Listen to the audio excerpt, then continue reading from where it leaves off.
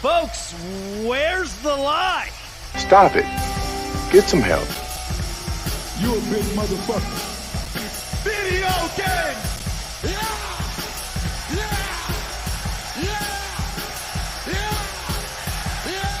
So I say, dummy. It's time to stop. It's time to stop, okay? No more. Suck my dick. Suck my dick. Okay, after trying to fix the damn audio again, it's been getting on my fucking nerves. But, hey, pointing goodies to all of you Ramblemaniacs need to turn down the damn light, and BC aliens out there, and it goes a little something like this. Congratulations, Katie, you got the game. And, ladies and gentlemen, boys and girls, children of all ages, yes, I'm 10 minutes late. Bite me. Ramblemania Show proudly brings to you, I'm your former 11-time Ramblemania heavyweight champion, Hazel, the iZombie. Welcome back to another edition of Raw Rantz, live reactions and thoughts, where I sit here, react, giving my thoughts on the good, the bad, who booked this shit here for Monday Night Raw, July 3rd, 2023. Happy early Independence Day to this stupid country we all call America.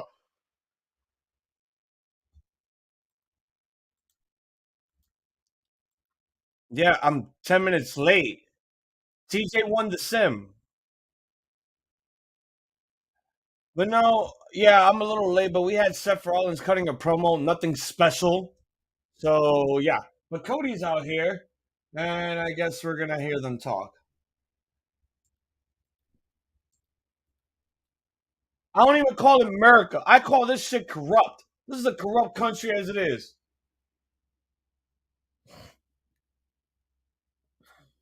Okay, I need a cigarette before I start doing anything else.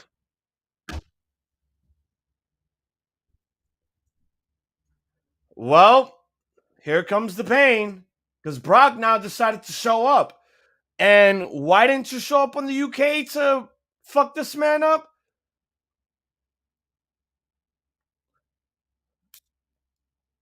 And Rollins is just watching this.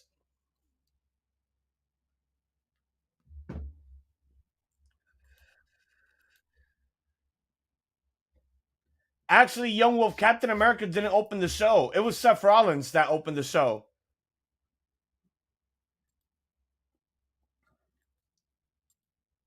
Nah, that ain't gonna be no three-way match. It's not gonna be a three-way. There's no way in hell they're gonna make it a three-way. For the world title, Cody doesn't want that damn belt. Him and Brock are not done.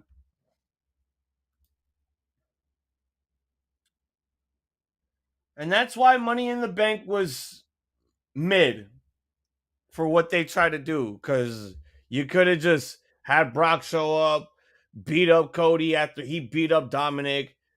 Would have made this more interesting, but no.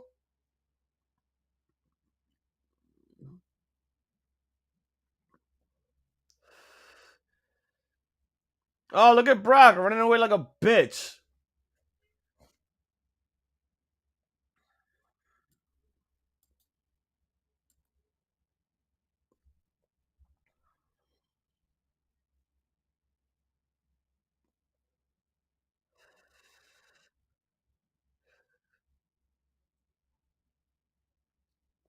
But also stick around later. The Fanatic Gamer 5978 point of good. Thanks for joining the chat.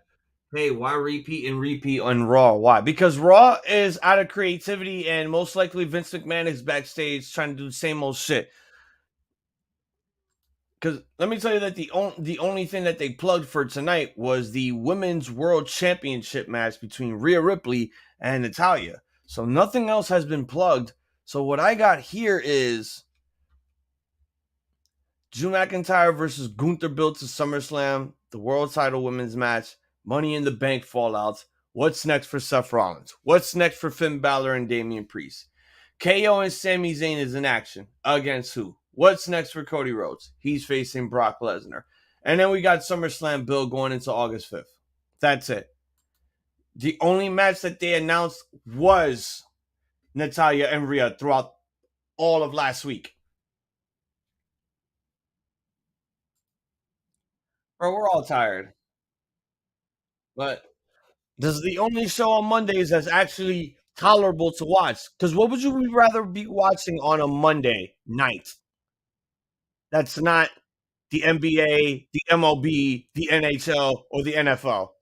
What else would you be watching Monday nights yeah, what else would you be watching on Monday nights?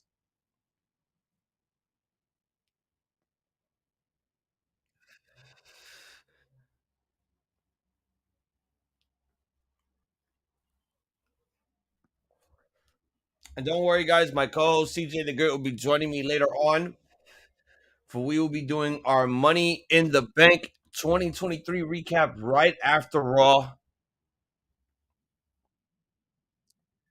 Give you guys all the details of what took place in that event.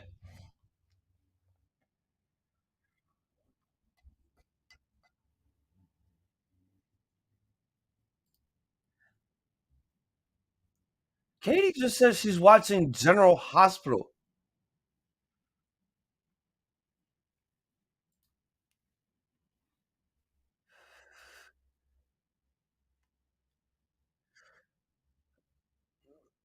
I don't see burials going on Raw. There has not been any burials that took place on Raw, so that's sort of a bold statement. And Johnny, Monday Night Raw isn't that bad when it gets good. So far, the show just started, and we only had Cody Brock do a little assault while they had Seth cut a promo. Oh yeah, I can't forget you're watching this show too.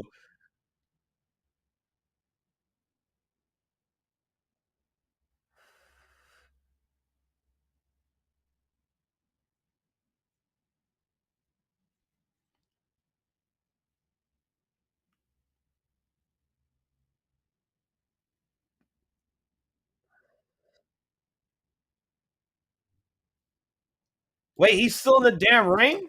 Damn, so that means he's still got to talk.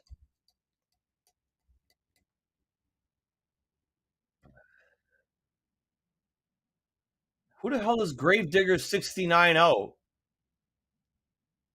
And why'd you call me an asshole?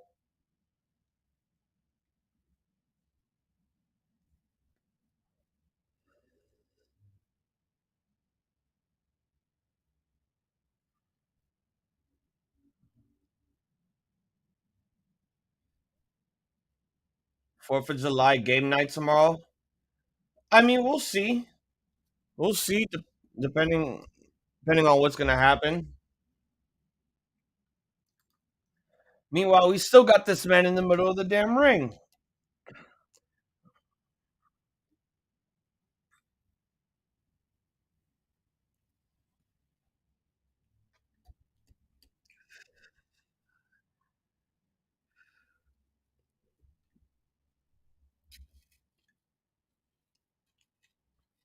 I feel like Seth's gonna do an open challenge.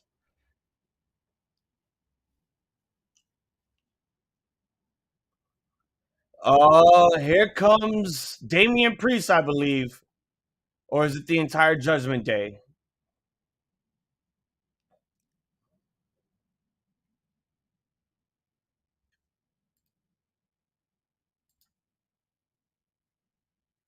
All right, so no Finn. It's just Dominic. It's Dominic, it's Damian, and Rhea.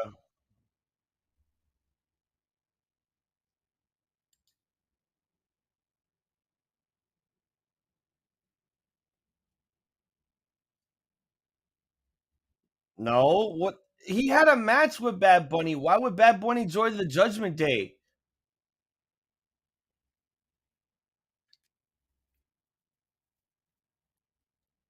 I'd rather listen to Ahmed Johnson.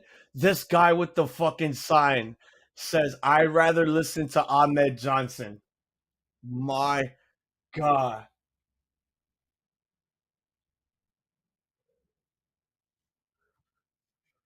Okay, so Finn is not there. That's a little weird. But Senor Money in the Bank is about to speak.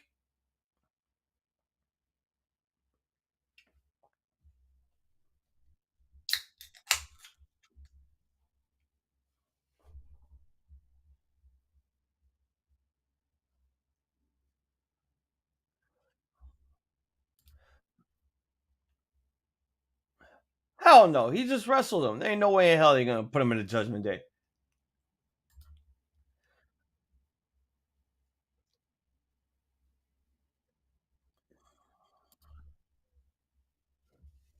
Or WrestleMania. Oh.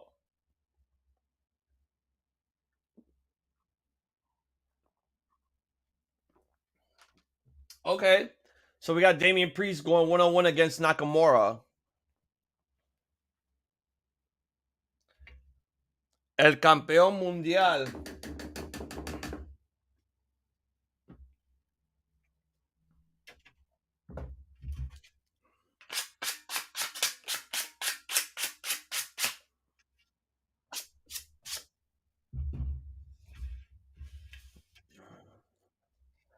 Technically, Seth, the champ, you don't need to be down and out for Damian to cash in. Does anyone remember RVD cashing in his title in advance? Oh, they're in Baltimore, Maryland. Oh, so that means this Friday they're going to be at the Garden.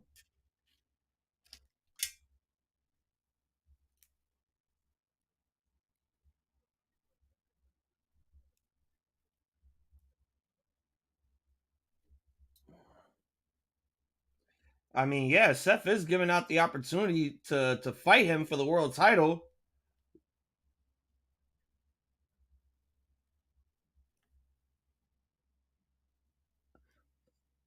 Oh, Dominic?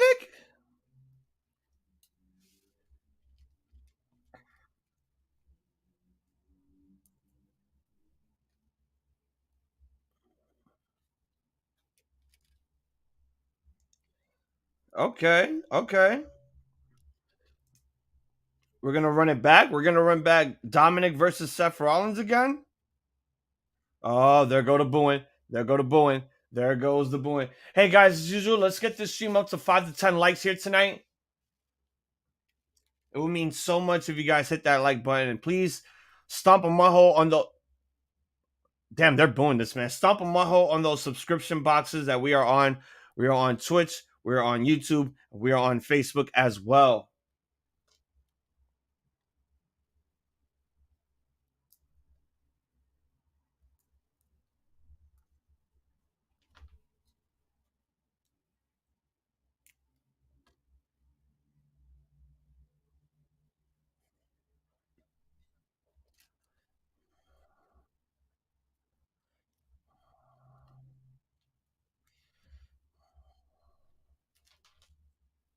I feel like it is a trap. Like, Finn's going to pop up.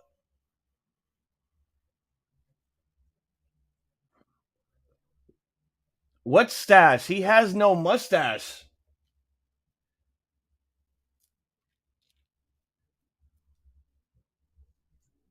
I mean, let's run it back. I would like to see sexy Seth Rollins. This nigga called himself sexy Seth fucking Rollins. It's time to stop. It's time to stop, okay? I guess that's going to be our matchup tonight in the main event. Seth Rollins, Dominic Mysterio, non-title match. Maybe they might tease Damian Priest cashing in. Who knows? It's been a while since Dominic has faced Seth Rollins. They faced each other throughout the COVID era on the Thunderdome when Dominic was still making his in-ring debut. But Nakamura is about to make his way into the ring because he's going one-on-one with Damian Priest right when we come back from commercial. Wait, more Money in the Bank. Wait, what? That was a sign that said more Money in the Bank. That was weird. All right, well, when we come back from commercial, Shinsuke Nakamura, Damian Priest, one-on-one, our first match on Raw.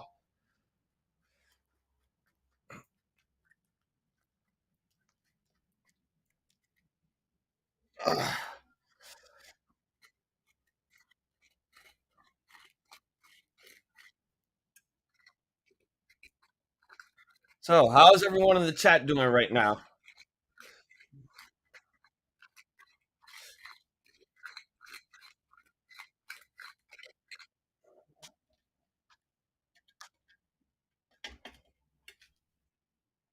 Hope you all enjoyed our Money in the Bank live stream, our Collision live stream, and me and the guys playing Mario Kart 64 throughout that whole Saturday. We thank you guys a lot for sticking around with us. We'll probably be doing more of those coming up within the week. Might be doing something tomorrow since it is the 4th of July.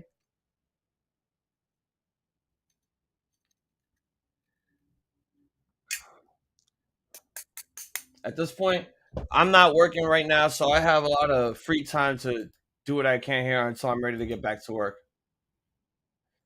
I'm all right. I'm doing all right, man. Just stressed. Got a whole week ahead of me. Got to start looking for new work because sooner or later, some of this stuff is probably going to shut down if I don't find any new work.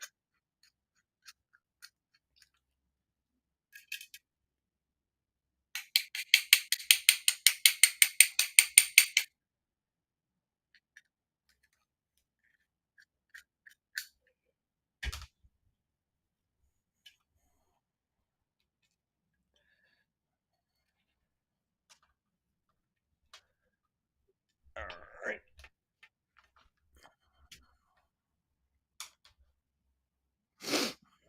Whew. That sucks for you, man, that you're at work. That's a bummer.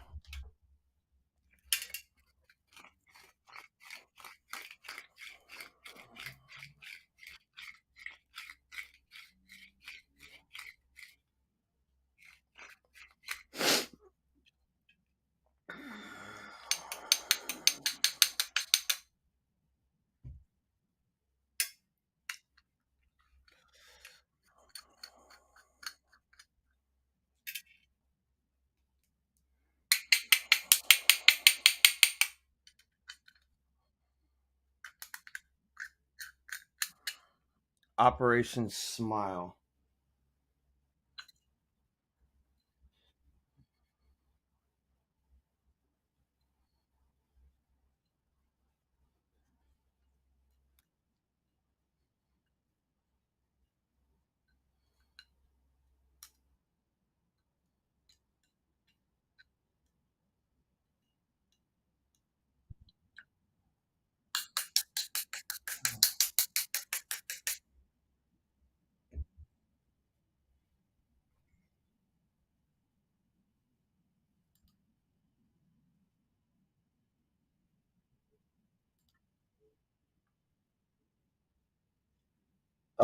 Blitz Panda 2021. Pointing good to see you.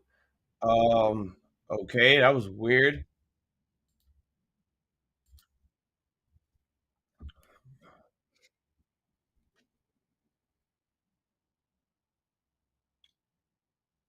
So yeah, what was you guys' thoughts on Roman finally being pinned and beaten after 3.5 years of this whole tribal chief reign?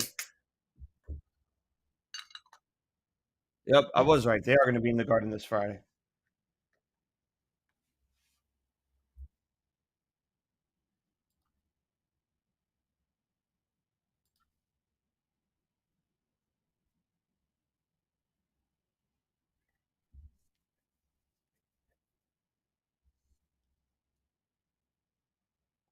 Yeah, I ain't gonna pay attention to that stupid comment.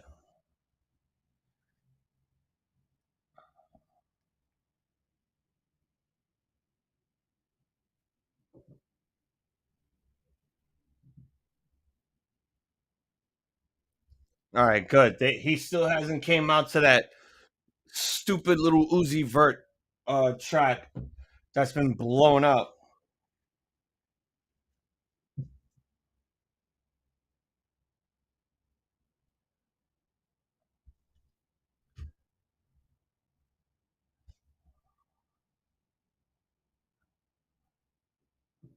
All right, I need to get rid of this creep that's on Twitch right now.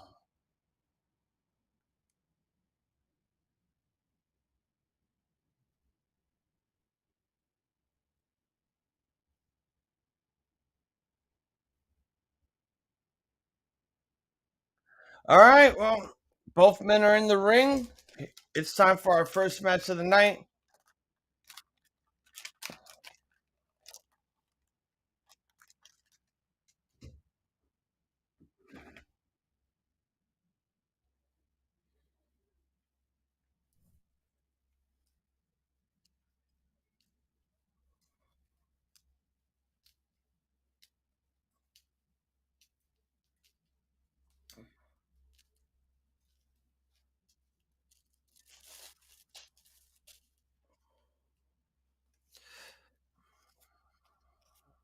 All right, here we go.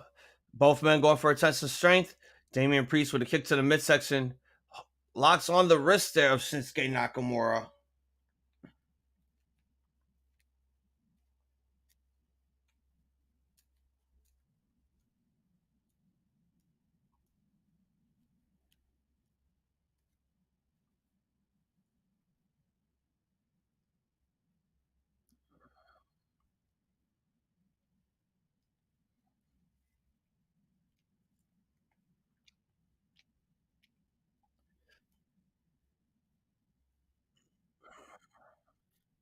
Oh, kip up by Nakamura.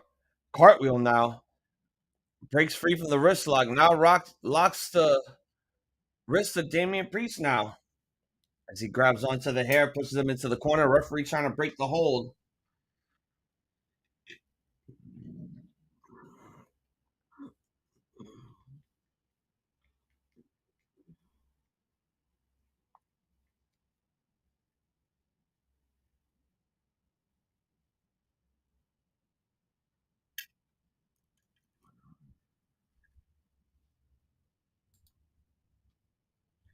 I mean, you are right, Johnny, because Roman has no other person to blame. He can't blame Paul Heyman because Paul Heyman is not a wrestler.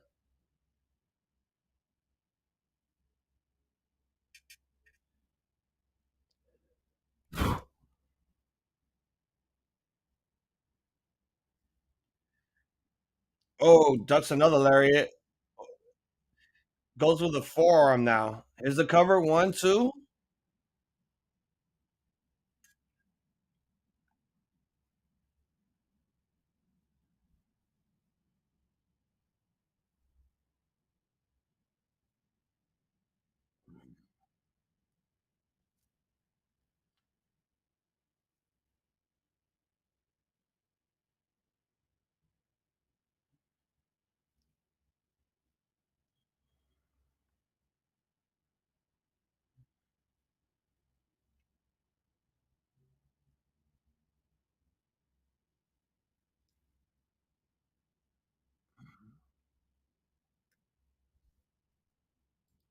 What's going on, Hassan Terrell? Happy early 4th of July.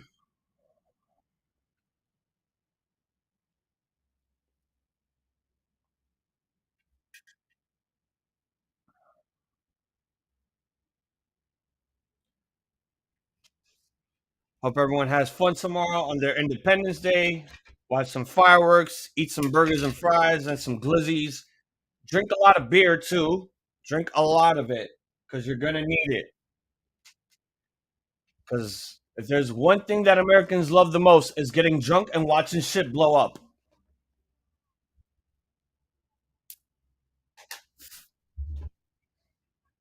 Let me check something really quick.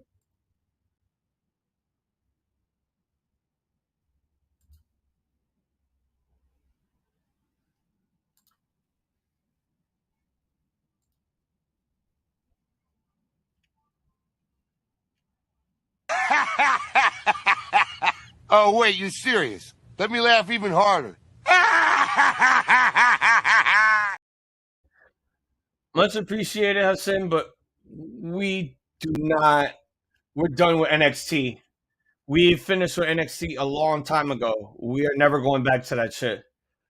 But way before they had their Stand and Deliver show, that was the last show I ever recorded. So I'm not.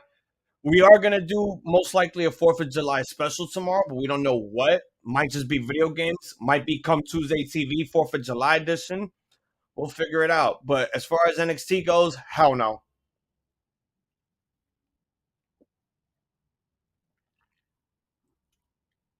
I'm trying to stay committed to me never recording NXT again because that was dreadful.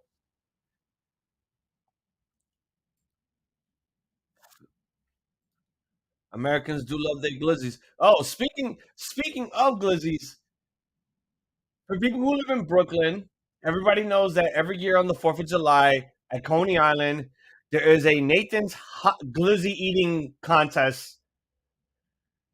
So, uh, I don't know how I'm gonna be. They always do this every year in Coney Island. A glizzy is a hot dog, Johnny. It's a hot dog eating contest. I just called it a glizzy eating contest because that just makes the most valid sense.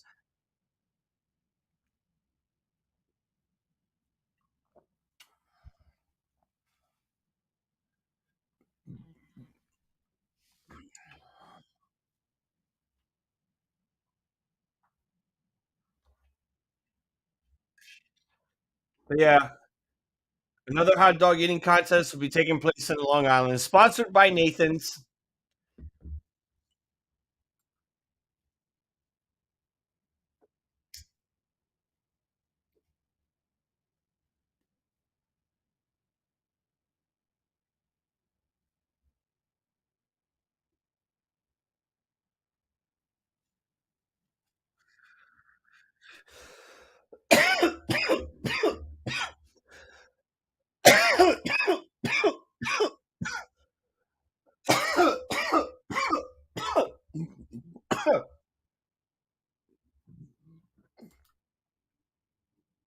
Okay, that's just gross. Who puts ranch on their fucking hot dogs? That's disgusting.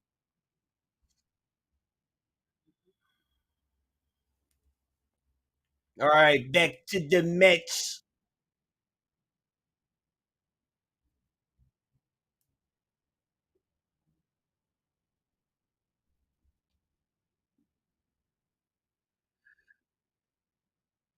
Senor Money in the Bank taking on the King of Strong Style.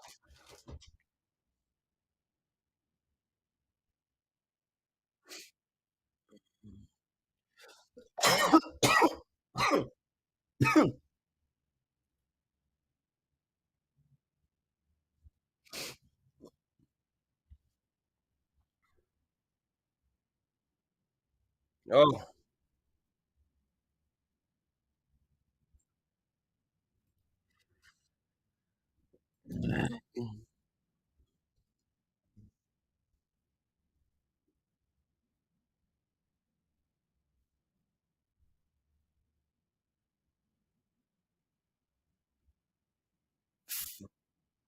Oh, god damn. Is the cover? Nope.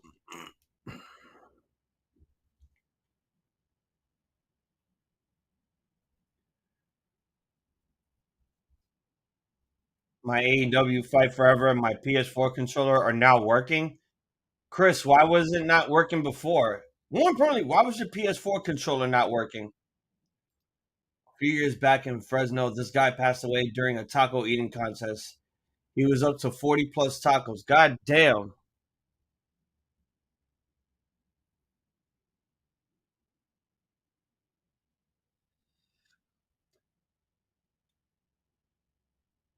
Maybe he didn't train a lot for that contest, man.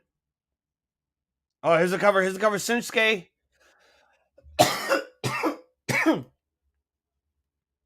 There's the armbar now. Oh, almost had it locked in, but Damian Priest grabbing his other hand.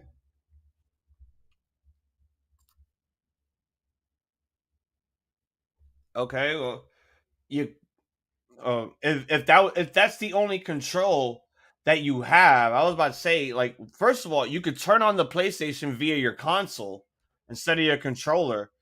But if you only have one PS4 controller, then that's understandable.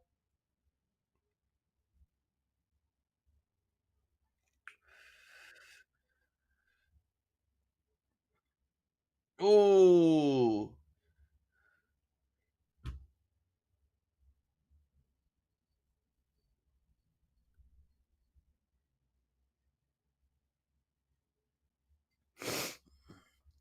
Priest now. Thinking Razor's Edge. Thinking Razor's Edge. Shinsuke fights out of it. That's what I'm saying, Young Wolf. He probably didn't train that much to prepare himself for a taco eating contest. Because I've seen motherfuckers train and prepare to eat these goddamn hot dogs, and all they need is a bunch of hot dogs, some buns, and a cup of water. They just dip the shit in the water just to eat it, just so they can dissolve the bun quickly.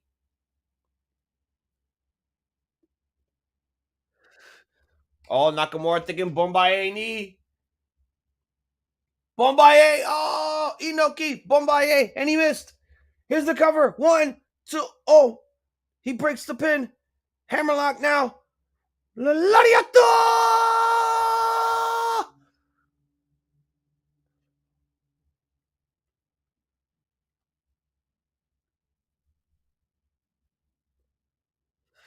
There it is. South of heaven.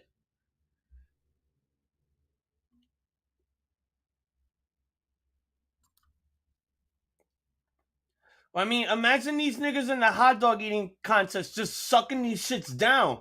No chewing, no nothing, no biting. You just like straight up.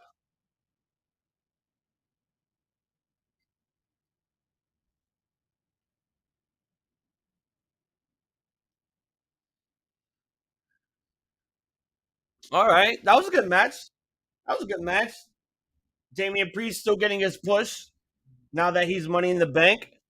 Maybe they might turn it around. Maybe they might not have him lose a lot of fucking matches and actually have him win one. Oh. There you go, right now.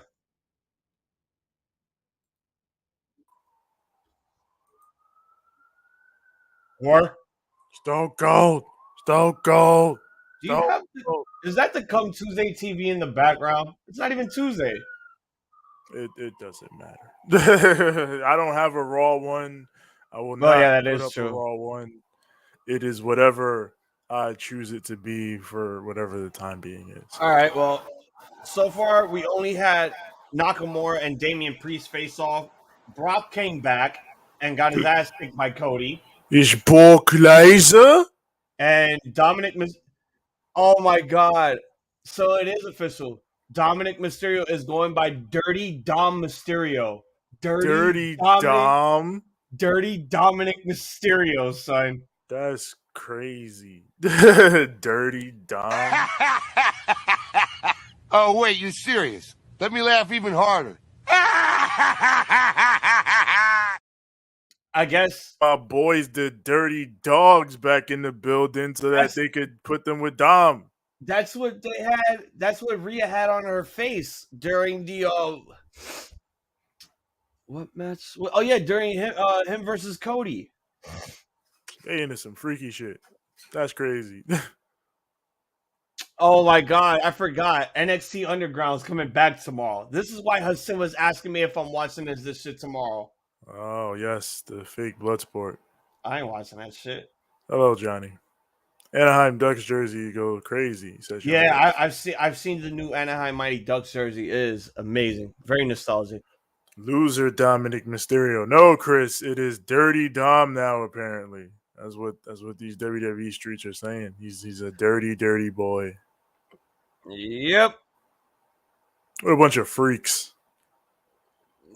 This is what they abiding by, man. A bunch of freaks.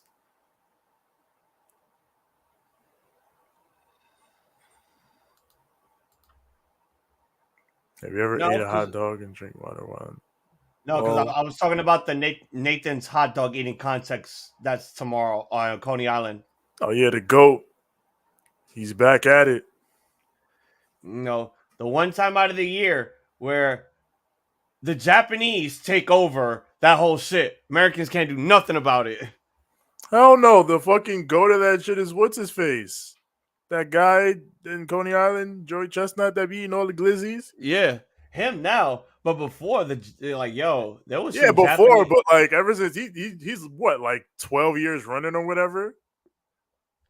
The Japanese were like, before his time, the Japanese were the ones that were taking that shit. But ever since he pulled up, he's been the man.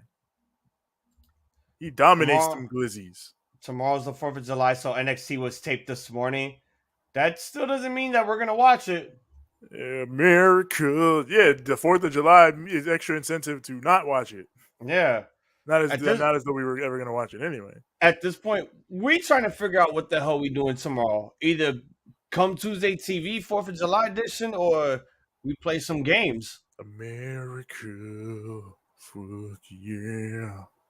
I will play some video games tomorrow, probably. I don't know. Yeah, something along those lines. You want to see Road to Elite tomorrow and Fight Forever? I've already played it twice, but I've not played with a woman yet. I've heard that the Road to the Elite is very short. It is. It's pretty short. You can probably get it done in like 2 hours. Yeah. Yeah, 2 if you kind of like speed through and don't play Dark or Rampage or whatever. But, Yeah, exactly. Yeah. But I mean, I want to do it because like there's different paths and shit. And I already unlocked Brody from a path. So I want to see what else I can get from the other paths. Plus, I think you unlock mini games through there too, because I got Sheeta, the baseball game with Sheeta from it too. So yeah, I want to get the unlockable. So that's the incentive to play through it multiple times. To get the different branches and see what you can unlock. No, I got you.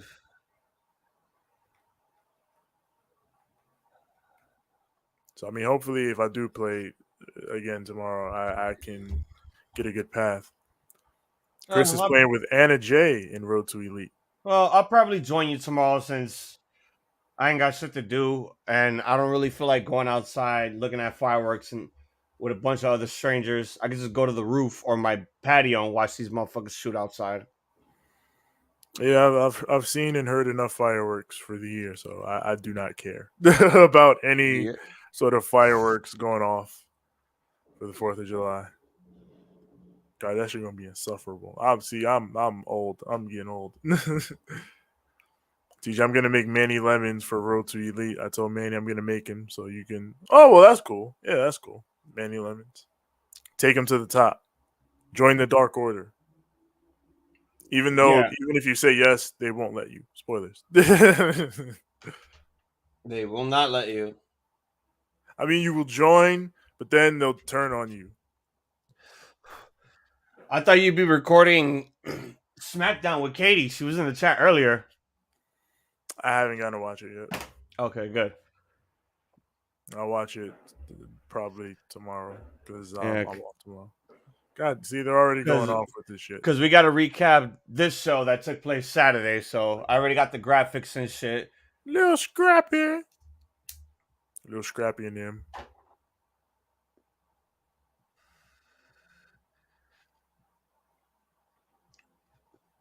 I've gotten to see a lot of recaps that took place from this event. And I've heard a lot of people say this was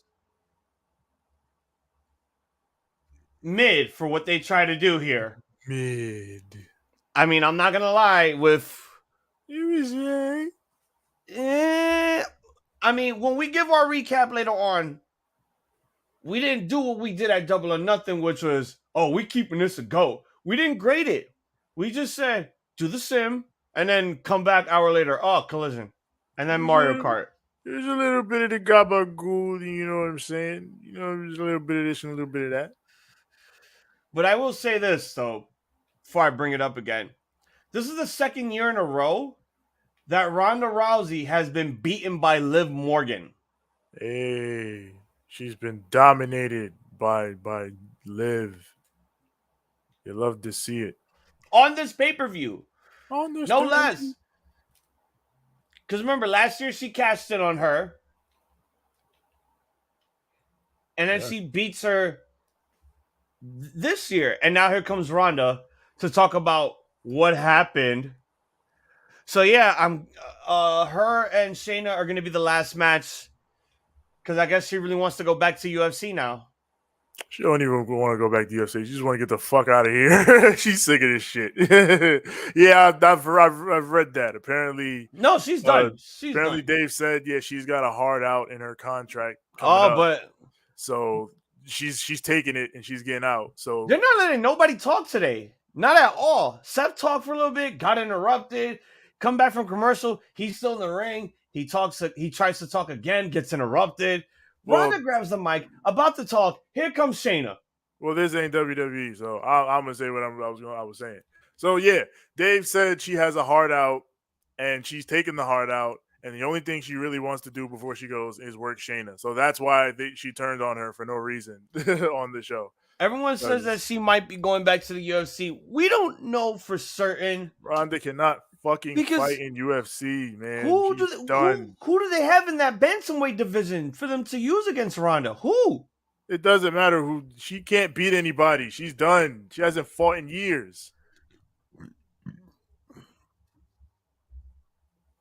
She's been doing wrestling, which is the training overlap in some ways, but they're not the same. And she's years older now. Like, there's no way Ronda can go back to UFC. It's over. I don't think That's so. done. And what would she even need to go back for? Like, her legacy is secure in that realm. Yeah, she's already a Hall of Famer. Yeah. I can't see her going back. I can't, name one UFC Hall of Famer that went back to fight in the UFC again.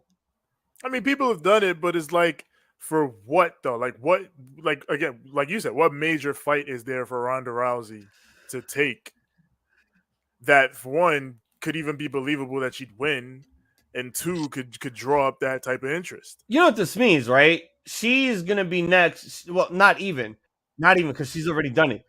She's making movies.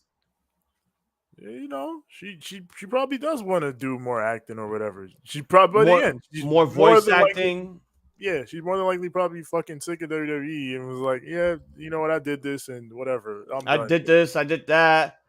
I'm gonna hit Shayna with a wiffle ball bat at SummerSlam, and I'm done. Yeah. I'm gonna put my friend over, and then I'll go.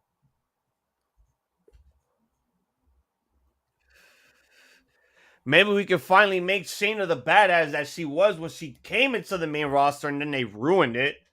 Well, maybe that's the purpose of all this. I mean, maybe that's Ronda's purpose in all this. But Ronda just kicked Shayna in the midsection. Now they're fighting on the outside. Oh my God! Easy dub. You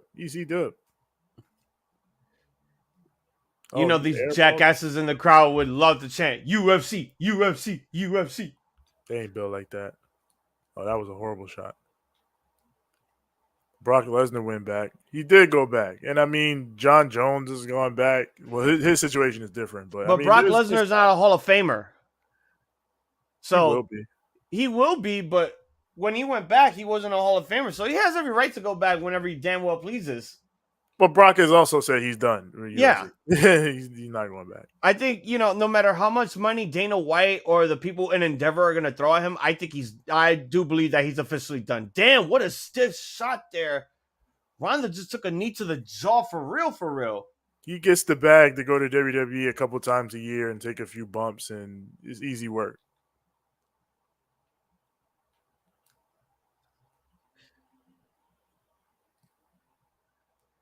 Derrick Rose is going to wear number 23 with the Grizzlies again? Oh, yes. Yo, I'm kind of offended that Russell Westbrook only got $8 million. Like, Dylan Brooks got way more money than that. And in what universe is Dylan Brooks anywhere close to as good as Russell Westbrook? How much did Dylan Brooks get?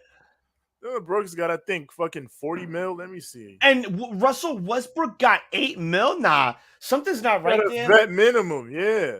80 million. He got 80 million. Get the fuck out of here. He's not a $20 million per year player. Even in this inflated market. Get out of here. This guy got 80 million while Russell Westbrook is getting 4. That's not right. Yeah, that's not right at all. Like, what is that about, NBA? I don't know what that is all about at all. I don't like that. Who's the commissioner? Is this still Donald Sterling? No, he was never the commissioner. That was the fucking owner of the Clippers. It's Adam Silver. Okay. Dude, what's your problem? How can you allow this, Adam Silver? How can you allow this? How can you allow the people that own the fucking Memphis Grizzlies to give these people $4 million for Russell Westbrook?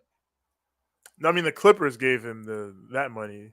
The fucking Rockets gave well, maybe that's the problem, is fucking Houston, and they don't know what the hell they're doing. But still, you got to step in and keep the balance of pay and I mean, worst players. I don't know. I don't Wow. know. So I just don't like the deal. It's So just let me get bad. this straight. We had a segment with Ronda and Shayna beating each other up in the middle of the ring. We go to Alpha Academy and Maxine and shit. And now we come back to the ring. And now we are announcing Raquel Rodriguez and Liv Morgan after their former opponents just beat the shit out of each other a few minutes ago. Wait, This what? makes no goddamn sense. They're teaming up Ronda and Shayna again? No. Like, remember, they lost the tag team belts to these two, Raquel and Liv. They just had a segment with them fighting in the middle of the ring. And now we go back to the ring after the Alpha Academy had their little segment backstage, and now it's Liv and Raquel making their way out. The new women's tag team champions. Okay, I don't get what the problem with that is. Oh, okay, they're not cutting a promo. They're just here to watch a tag match here. Yeah, I'm confused on why you're confused. Because I thought they were gonna talk at first. I'm like, wait a minute, you'd think that like you'd wait till like later in the second hour to introduce these two women instead of after Ronda and Shayna had their little scuffle. That was kind of weird. Why would that matter? That's far from the weirdest thing WWE could do pacing wise. They do stupid shit like that all the time. Whoa. We have a tag team turmoil match. They just be doing filler tag team filler like crazy now. Yep, this is for number one contendership for the women's tag team titles, and I don't even know who's competing.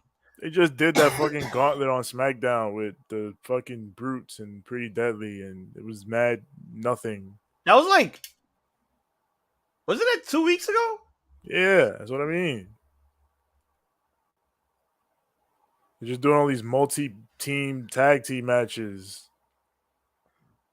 Yeah, you know, someone had the nerve to post some stupid fake clickbait shit about, oh, Matt Cardona and Chelsea Green are divorcing because secretly her and Sonya Deville are having an affair. I'm like, what the hell?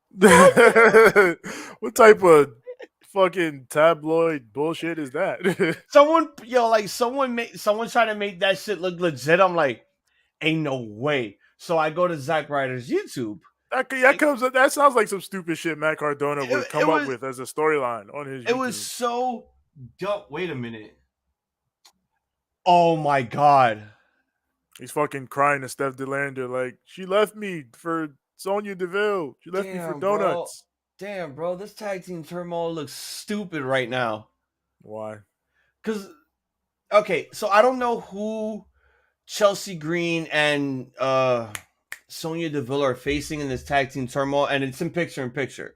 So watching it now, then the second team that makes their appearance is Dana Brooke, and from out of nowhere, because I've never seen them as a tag team, and this chick finally made her return, which I'm happy for, but why did they put her in a tag team with Dana Brooke? Why is Tegan Nox teaming up with Dana Brooke? Oh, because they just need bodies. Come on now. Okay, but you got deal. But Shotzi's on Raw. Just put her and Shotzi back together. They were an actual tag team. No, they don't care about that. That was yesterday. This is today. Okay, but at least this one makes sense because the way Indy Hartwell and Candice LeRae are teaming up for the first time on the main roster. Indiana Jones. Let's go. I mean, there wasn't any need for any of that because whatever reasons, but those are your reasons. Indiana Jones. I would have just said Indiana LeRae, but Indiana. Whatever. Jones. But they're bringing all these. Oh, okay. So I'm guessing they're bringing out all the women so that they don't have to do after one team is done. They don't have to do entrances and all that shit. So everyone's just gonna be on the outside. Nikki Cruz. Yeah, somebody gonna stand on a chair like the LWO was doing in the SmackDown match. They just be doing the same shit over and over again. Who the hell is her partner? Oh my god, they brought back Emma. She ain't dancing though, is she? No, it's Emma and Nikki Cross as a tag team. This makes no sense. Like, put her with Dewdrop. They're Scottish. That makes the most sense. No. They're just bodies. It doesn't matter. It doesn't matter. Oh my god. This is the ultimate filler match indeed. Is there a baseball game on that I don't know about? I saw people headed to Yankee Stadium, so yes. The Yankees are playing, I'm pretty sure. Well, okay. Also, I saw Aaron Judge downtown this morning, which, I mean, he's, he'd be down there, but. Wait, you saw him downtown and you didn't ask for his autograph or a picture? Nah, man, I was going to work. I mean, okay, here's an actual tag team that could possibly win this shit. It's KC2. KC squared the gang. Let's go. WWE just likes to throw people together, I think. WWE likes to confuse us. That's a fun way to look at it. WWE's trying to confuse us. But I figured them out, so I mean, you just gotta figure them out. There's only 3 out of these 5 tag teams that make the most sense. I mean, now that Sonya and Chelsea have been teaming up for a while since Mania, they've been a legit tag team. Indy Hartwell and Candice LeRae, The Way, that makes sense, and KC Square. Well, but those first 2 teams you said are probably going to be the teams they focus on. But Dana Brooke and Tegan Knox, when you got Shotzi backstage, and fucking I think the worst one, Emma and Nikki Cross. They're just bodies, man. You ain't gotta worry about it. The other teams are gonna get the focus. All right, well, right now it's the Ways, Indy Hartwell, and Candice LeRae taking on Sonya and Chelsea. Damn, why do I have a feeling this shit gonna end by like 9:45? Because they got nothing else. You know what they were basically plugging this whole time before the show started? What? Natalya and Rhea Ripley for the World Championship tonight. That's just more. That was the only thing that they have been plugging before the show started. So they just added random matches during the show. So later on, we're going to see I'm going to see Dirty Dominic Mysterio take on Seth freaking Rollins. Dirty Dom. He needs to get the Dirty Dogs by his side immediately. Cody was in his gear earlier. Like, he had a match set for tonight. Get that nigga out of here. But we don't know for certain what's going to happen. We got to wait till during this whole second hour to see what takes place. DJ, how you see Aaron Judge downtown and not catch a picture? Listen, man, he was surrounded. He was coming out of Rockefeller Center because I think he's probably doing today or something. But he came out the little side door. They had the SUV waiting for him. Fucking the security was with him. All the fans were mobbing him because they knew he was going to be there. So, everybody's trying to get him to sign shit and take pictures. Wow. I'm not jumping in all that. I'll see him again eventually. He's a New York.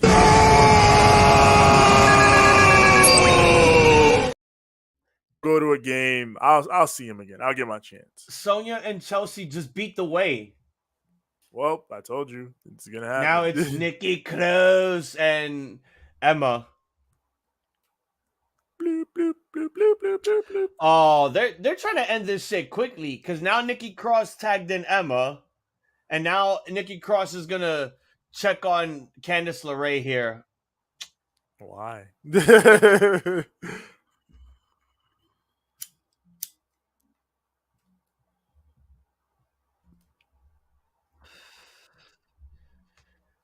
I mean, I'm happy for Tegan Knox making her return, but Dana Brooke, of all people, like, put her back in NXT. Keep her in NXT permanently. Like, what is that going to do? Probably utilize her more there than what they're doing here. Do you think they're going to utilize her of any importance anywhere? I hope so. I mean, they did a lot with Mandy Rose when she made a return to NXT. I know they could do a lot with Dana here. It's just And look what happened when Mandy did the same shit they be doing and decided, I'm going to take advantage of my beautiful looks all on my own. They got mad at her and fired her. Yeah, but that's her fault. That's not her fault. That's their fault. All they did was sexualize her. But when she does it, it's wrong. It's her fucking body. Tegan Knox needs to dye her hair. Look, You mean overall, that with a Y, Johnny. Mandy knew what she was doing, knowing that she was working at a company where, okay, this is a children's program. I got to sell toys and shit. But I don't think these kids are ever going to get access to my, exclusive content that I've been putting out on my private pages. Hazel, you watched that goddamn show. What about Mandy Rose's gimmick was kid friendly? Yeah, none of that shit was kid friendly. That was all on the people in the back sexualizing these women. That's why certain women left that company. But you know what? Man. But here's the thing. I think Mandy Rose being sexualized for what she was got her over. It got a lot of people watching her on NXT, which was kind of the fucking thing. Yeah. They So made if the company was able to capitalize on that, why can't she? And she did. The problem was the company just didn't want any of that shit because they were afraid of that shit being leaked. And what happened? The shit got leaked and it looked bad. Well, listen, shit gets leaked all the time. It's not her fault. It's not her fucking fault that happens. She shouldn't be punished for that. But she was, and that's who they are. Never forget that. I only say half of it is her fault because she knew the risks of her getting her shit leaked out there. She knew the damn risks. The problem is she didn't want to take it down. That's her problem. That was her fault. She didn't want to take the shit down. So yeah, you could blame WWE right there for sexualizing Mandy Rose, but she has to take certain blame for actually doing shit like that while working under that company. Again, if there's one thing that the WWE hates the most is you getting over on your own, whether if it's wrestling wise or you doing your own shit. And the fact that Mandy Rose was basically getting over in NXT, but got more over because of the shit that she was putting out on her exclusive content website is what got her in a lot of hot water. And she didn't want to take it down. So that's why she left. That's why they fired her. They had no choice. I mean, they had a choice, but they chose to do what they did. Mandy had a choice. Mandy could have they had a choice too. Mandy could have stopped that shit, and she didn't want to. Just like how Zelina didn't want to stop her Twitch streaming, they said, all right, you're gone. And what happened? They brought her back because they were like, you know what, we can make money off of that shit. Well, she came back, and then they reworked the Twitch deal and all that. But I mean, it's still bullshit that she can get, fired for her own private content, doing the same shit that the company is doing. It's bullshit.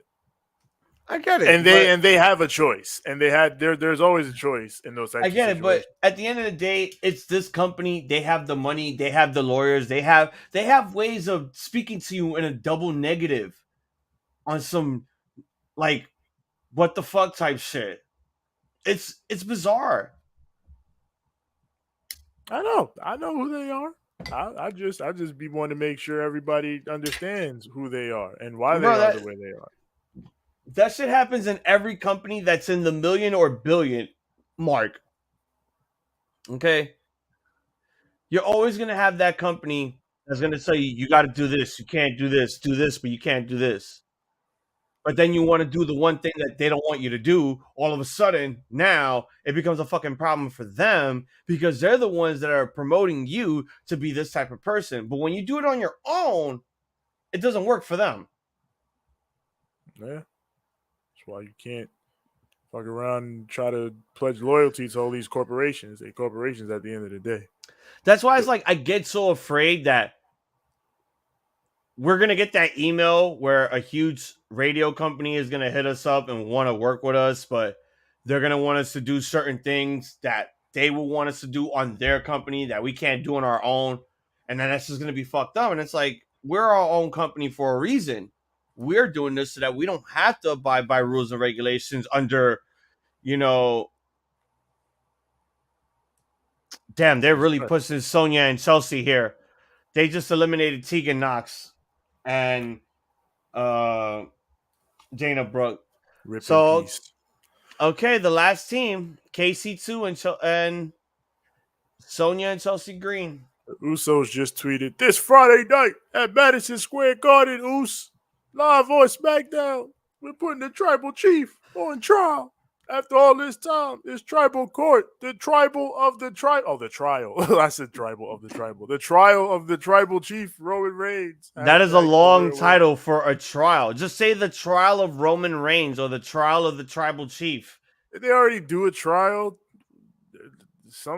They I didn't remember a trial. Remember, earlier. it was supposed to be on Raw 30, but they didn't do it. So instead, they did it with Sami Zayn because some of the family members couldn't make it due to illnesses and whatnot. Oh well, now they're gonna put Roman on trial. Damn. All right. So now the legends is gonna show up. We're gonna get fucking Quiche and the OGs are showing up now. What the I'm hell? with that. I want to know how the OGs feel about how Roman has been operating. If he's the Tribal Chief, let me know. Dude, what the fuck? I can't. I think my shit's about to freeze again because something's not right here. Oh, hell. I'm trying to minimize my stuff, but it's not letting me minimize. Oh, hell. Yeah, What you the might be hell? going through a hitch.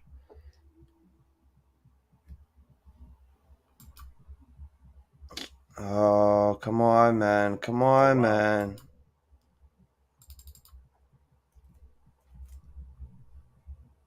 I like how the Usos are now fashioning themselves. We the real ones. I want to know how The Rock feels. The Rock he does not care.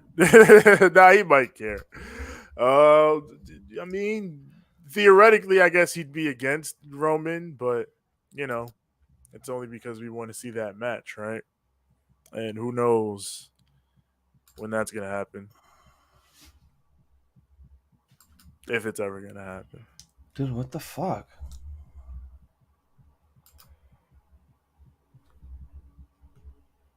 That's an assist. Oh, I guess it is. I want to know how The Rock feels. What the hell is going on?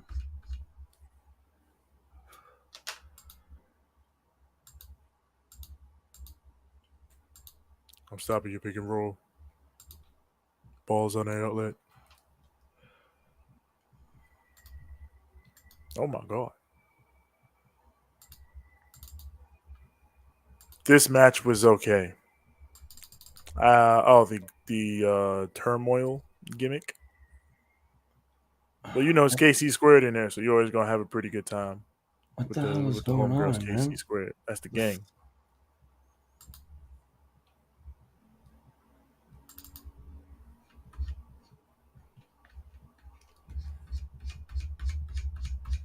What the hell was he doing? Dude, what the hell? You might have to task manager your shit. That's what I'm doing, but it's not telling me anything right now. Like, the fuck? And if I end the task, I leave the fucking stream, and I don't want to do any of that shit. I mean, you leave the stream, you can just come back. I don't know. He froze. I'll leave him there till he disappears. Or he could return. Hopefully he does. In due time. Meanwhile, I guess I should. Oh no! Oh no! Okay. Oh, what the hell? Now there's a ghost you.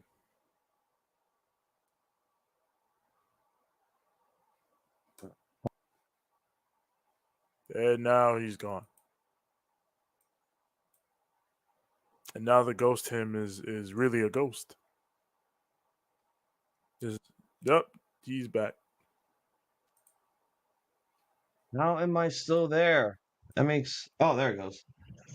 All right, I'm gone. All right. Okay. See?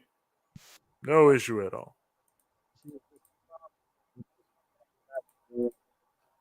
Damn audio. Oh, Jesus.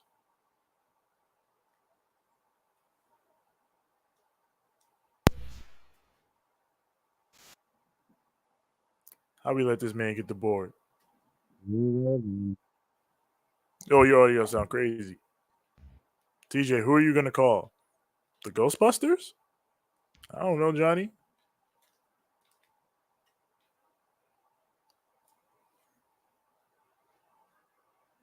Oh boy, here we go.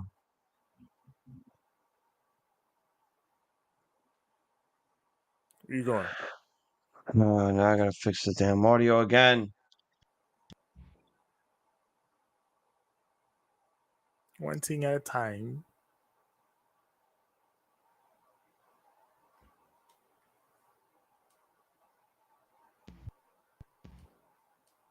What the hell is this cluster of offense?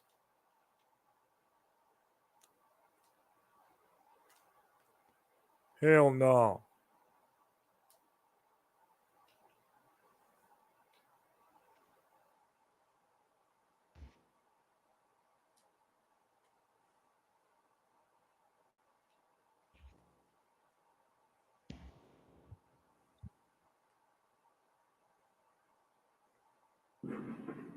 Good God. See, and I low-key want to go fucking up the block, but I don't feel like dealing with all that shit.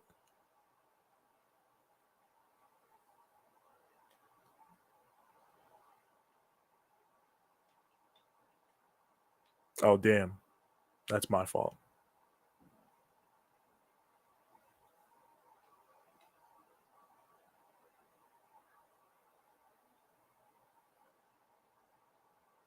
I would play Fight Forever right now because I was playing some online rank, but then I had to start streaming, and I'm on Wi-Fi on my PS5 now. And that's a no-no.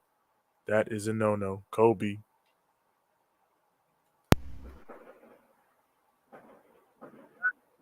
Pew, pew, pew, pew, pew. God, this shit. What the fuck?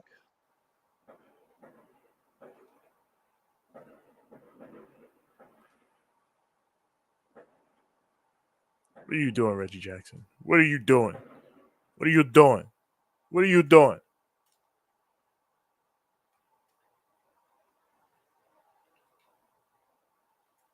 Show him what for. I could have took that all the way. Oh, I still never mind. Kobe. TJ, why is that a no-no to play Fight Forever? It's not a no-no to play Fight Forever. It's a no-no to play anything online with only a Wi-Fi connection.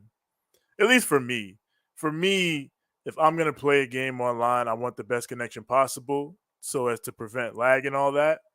So normally you want it connected to your Ethernet cord. But I only have one Ethernet cord to use right now. That missed. And it's being used for my PC. And I can't use it for my PS5. So, you know, A leads to B, leads to C, D, so on and so forth. I saw you coming. Oh, damn. Nah, you wildin'. I gotta get you back. Shaq, get down.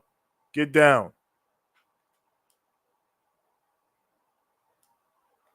Son of a bitch. I tried to get your get back, big dog, but it wasn't happening. You luckily for you, you smoked them, but you did get dunked on in that final little play, in that final little frame.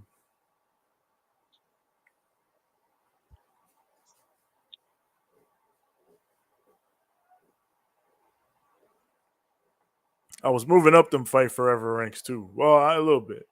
I'm a indie mid Carter at the moment.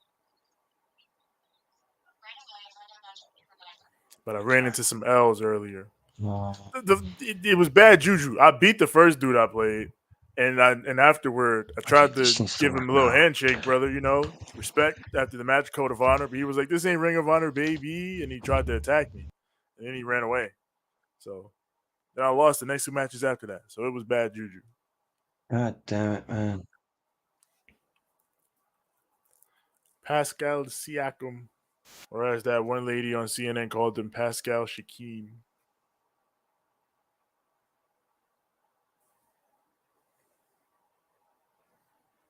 His jumper is kind of silky. Steph's is still tough to figure out. I don't know why these My Team cards elect to change people's jumpers. Like, you've been using one jumper with Steph this whole time, and now they want to change it.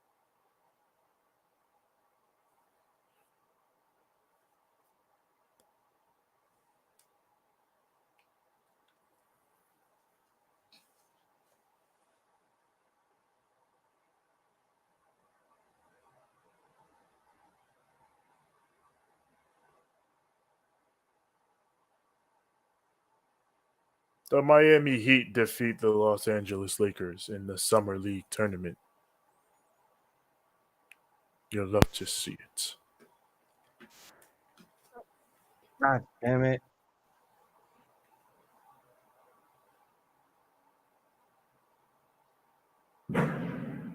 Bruv. Your audio still not working? Might have to reset that bad boy.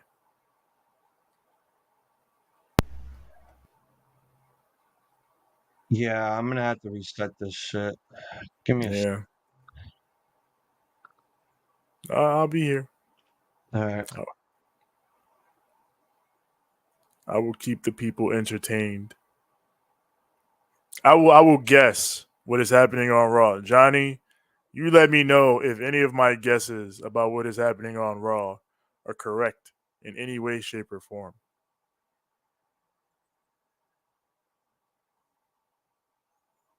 I'm pretty sure I'll get at least a couple right. Keep giving me them Air Jordan 1s. Okay, Johnny, is there a match going on right now? Somebody in there wrestling? Or no. The more likely event, there is a backstage segment right now, if not in commercial. So there's a backstage segment with Adam Pearce and somebody. And they bitching about something. Oh my God.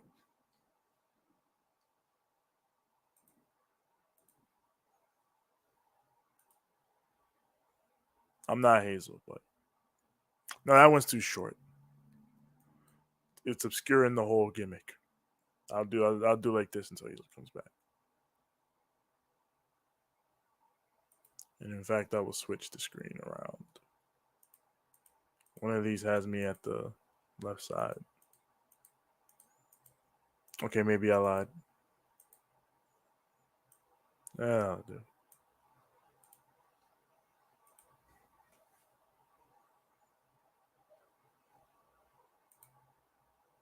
No, Becky is talking right now, and I don't know what's going on because I turned it off for a minute because somebody came out with Trish. Oh, you hating like that?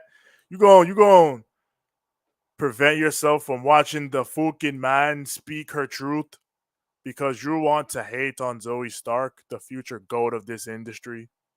I'm disappointed in you, Johnny. I thought you were better than that.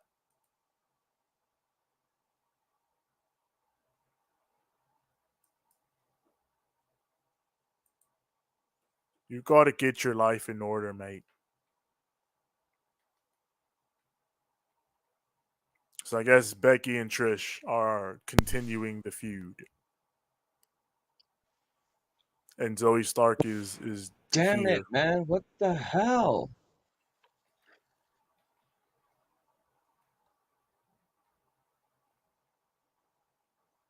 You're feeling with the audio settings, right?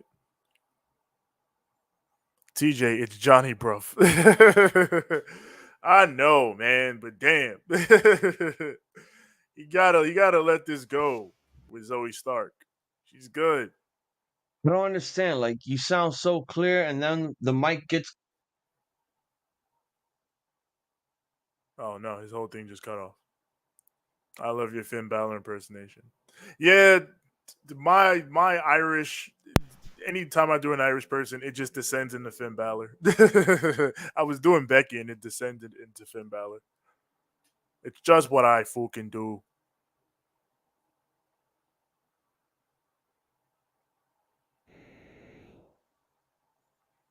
All right. Is Katie on his team? Because he was on the Nets. Pretty sure he's in the next edition of this, whatever, but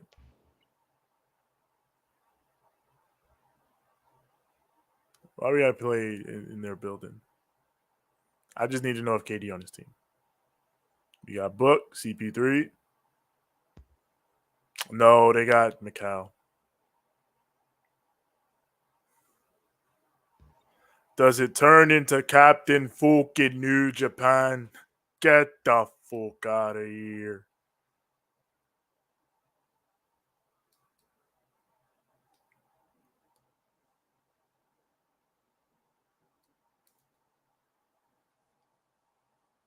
I tell you what. Oh, what are you doing, CP3? What are you doing? You are my backup guard now, huh? How does that feel?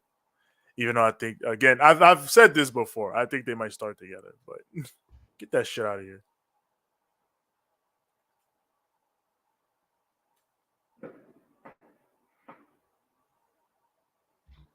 Steph, I got to score 41 with Steph. I actually can do that. I might try to do that. Oh, no. He can shoot those. No. Damn.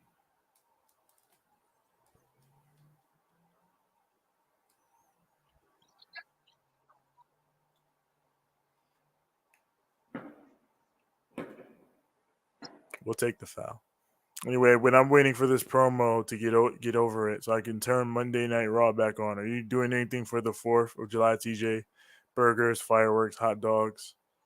Maybe burgers and hot dogs if there are any to be, served to a brother. But yeah, I ain't trying to do no fireworks. I deal with enough fireworks in my day-to-day life. You hear that? So I don't need to do fireworks. Yeah, I don't know. I don't have any plans or anything. Best case, I'll be here. Doing whatever tomorrow night. I'll be playing whatever. We want the glizzies. I would like some glizzies. I would like some glizzies. Some good New York hot dogs. TJ, my uncle's taking me to the fireworks. Well, that's cool, Johnny. I hope you enjoy it. Fireworks are nice when you can go see them at like a designated location, like at a pier or something like that. They got them set off into the distance, and they do elaborate patterns. Like those are cool.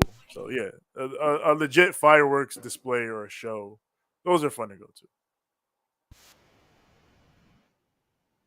Chill, Christopher Paul. Okay, I got it. I got it now. Oh hell yeah! Get that shit out of here, son. For fuck's sake, dude, this thing is so fucking complicated to do. It'd be rough times with these technologies. I never want to own a computer again, but I called it, TJ. Trish went back to the mask again. Tell me about Bade. Why does he wear the mask? Except she doesn't look as good as she did last time with it. Listen, man, this Trish Stratus, she gonna look good whatever she rocking. I ain't never touching a Dodger dog though. Respect it. Why would you never touch a Dodger dog? He say he not. Respect his choice. Oh, look at that. Steph. Kofi Kingston on time indeed. We live indeed, homie. Stop coming in when we bringing it home. Kofi pulled up at a timely point, at a timely hour. It's always those random people that follow us, like legit follow us. They'll come in right when we're about to bring it home. Like, you assholes, we started hours ago. Where you been? Oh, there we go. Oh, why are we missing these layups? What's going on, brother? What's going on, brother, dude, Jack? Let these men know, Sabonis. All right. Get the house in order. Damn, they didn't even have Cody say, what do you want to talk about? They just had Brock come on and like, fuck that. Brock said, I ain't here to talk about nothing. I'm here to beat your ass and get paid. Fuck you. Yeah, because I didn't want to do it in UK, so I'm going to do it here, which still makes no sense. I ain't going to London. Give me back to America. God damn it. Borg Laser don't play. Hey, why are we leaving Torrey Craig open? I mean, come on. Brock could have been good for the American people, but bullshit. Kobe Bean.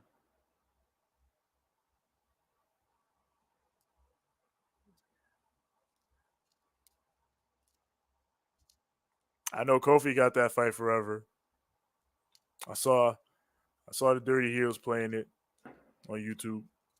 All right. Shout out to the Dirty Heels. Oh wow, they got the chick from the kickoff show actually doing backstage corresponding now. Oh, shout out to her. Also, I got Kofi on PSN, so I just be seeing his name. And here comes Cody right now. What do you want to talk about? Say it, Cody, you son of a bitch. What is with this weird promo section that they're doing now? They're having the backstage correspondent on the aisleway, like right where the crowd is by the guardrail, to cut these interviews. That makes no sense. And now Cody's back in his suit. Wow. Like, you were just in your gear at the start of the show. Who has a doctor's appointment at 9:30? If anybody, Cody Rhodes. Cody Rhodes is that type of dude. He'd be in his house at 3 a.m. in the morning in a suit. I'll never forget that segment in AEW.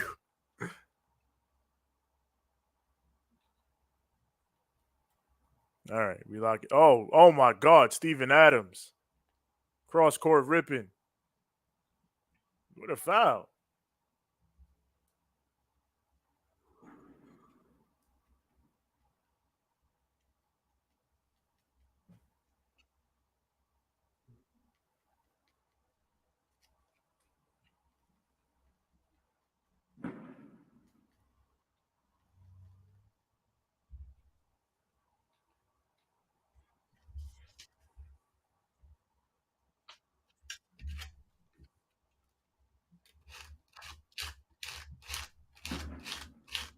Yeah, they had to put your storyline on hold with Brock just for you to fight with Dominic. Because Brock said, I ain't going over there. You can forget it. LeBron James.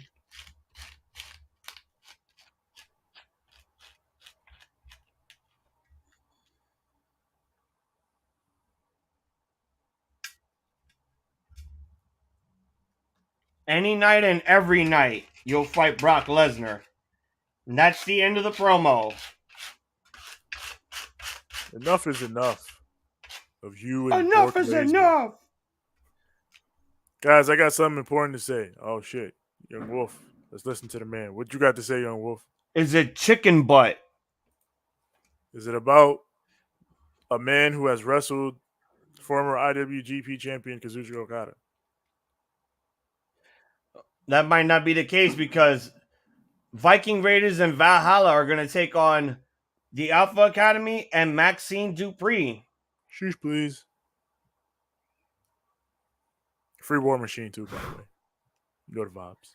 Or free them and bring them back to Ring of Honor. Facts. Let them cook. Let them cook in these streets. It's hot out here. Oh yeah, you are suffering that Cali weather. What's your temperature looking like out there? 98, 106, something crazy. Rather manageable. You know, the type of 81 weather where you will actually be having rolling blackouts, but for some reason you don't. Well, you know, they used to that out there. Not that it makes it any more fun, but No, it doesn't. It's at 105. Yeesh. Yeah, I don't envy you. LeBron James. What the fuck, LeBron? Do that again. No, actually, Pascal Siakam.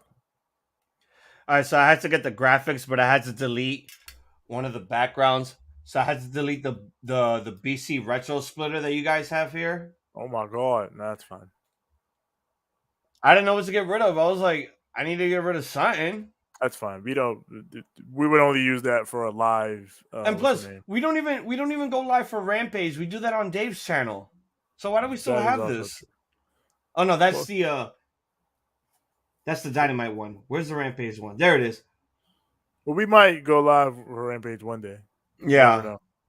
But I Chris mean, does not give a fuck about this match. God damn. I'm just Well, I saying, understand. like, we can put that on the sides for now because you guys don't recap it either. No, yeah, because we don't have time. Oh, where you going, Buck? Hell no. 85 in Utah. See, that's manageable summer weather. Them triple digits crazy. Johnny says it's 85 degrees in Clinton, Utah. Yes. Meanwhile, them triple digits crazy. It is 75 on my end. Perfect weather. Not too hot, not too cold. Mainly not too hot, because goddamn. I was supposed to be getting buckets with Steph. I'm just dishing off.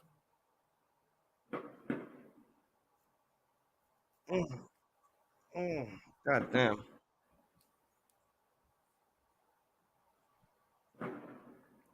You see? Why are you coming over to double? I don't need your help. Hey, look like a Dominican. You see? You gotta give me the hookah. I want to got me a what the fuck? 10. All right, we not playing them games.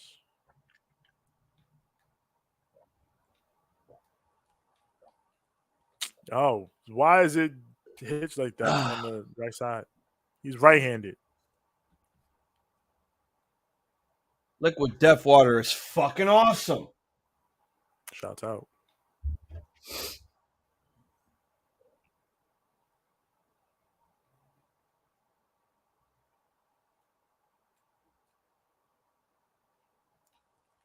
Wagyu beef? Oh, Arby's with the Wagyu man. beef? TJ, okay, looks like I can watch Monday Night Raw because Chad Gable is on. Yeah, you could have seen him even sooner if you hadn't been being silly.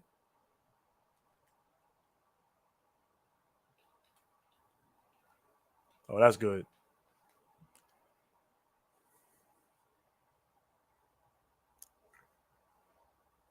And I mean, it's too bad because you seem to be the only person that's into this match. Well, maybe is the crowd reacting to this at all? Do they care?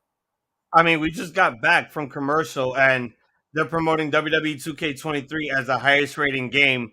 Get 33% off, but not the legendary or the other editions, just the regular version.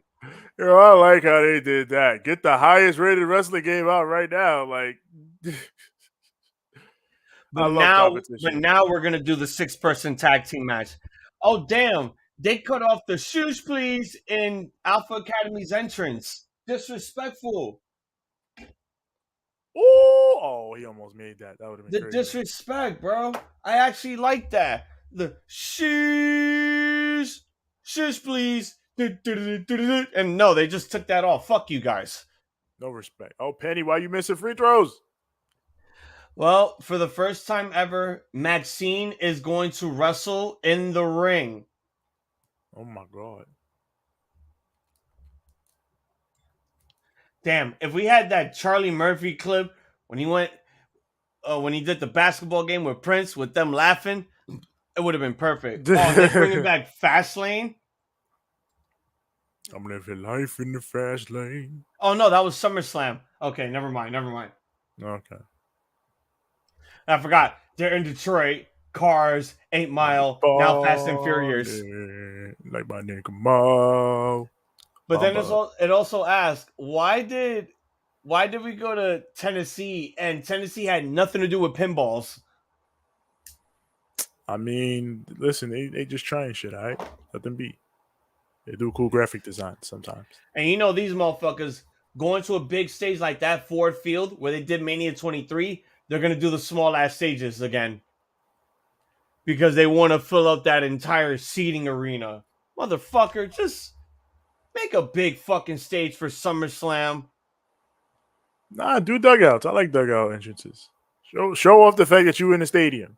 I want AEW to do a big stage for All In, but I also would not mind if they went straight dugout with it. Ford Field is the Detroit Lions arena. Oh, yeah. No.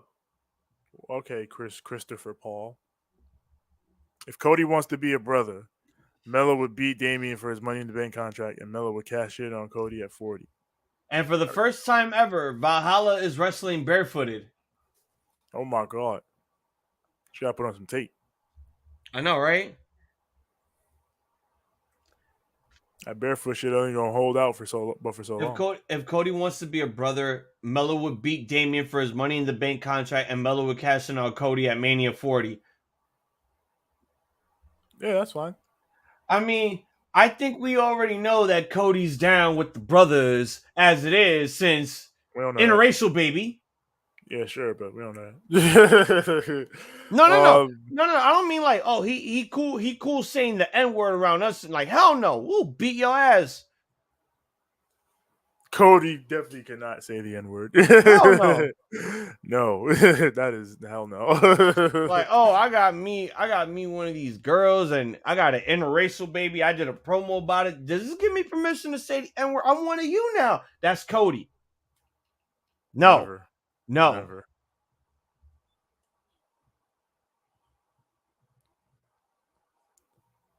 You be getting that done in your whole career, Chris Paul. Now that man's your teammate. Oh yeah, Chris Paul is in the Clippers, right? No, he's with the Warriors now. Oh yeah. Oh damn, they might have a chance now. Chris Paul might actually get a ring. I mean, Chris Paul and Steph Curry together might be pretty crazy. Like I'm making jokes and shit, but that's do they still have Trayvon Green? Guards. Yep, they re-signed him. Okay. He was the one that did all that dumb shit, physically assaulted someone during the game.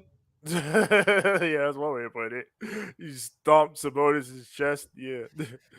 Again, people, you got to bear with me. I do not watch the entire season of the NBA. When it's postseason, I'm in there. Is y'all inviting Cody to the cookout?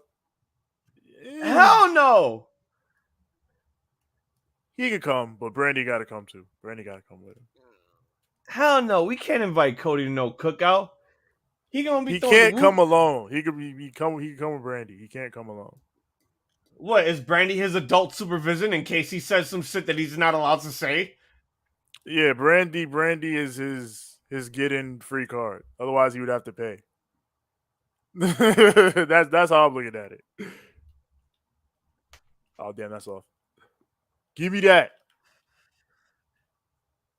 Why would you miss that, my brother? I mean, if we ever did a cookout, we wouldn't invite anyone from WWE unless there's anyone from WWE that we're cool with. I mean, I'm telling you right now, Bayley is invited. She can pull out whenever she wants.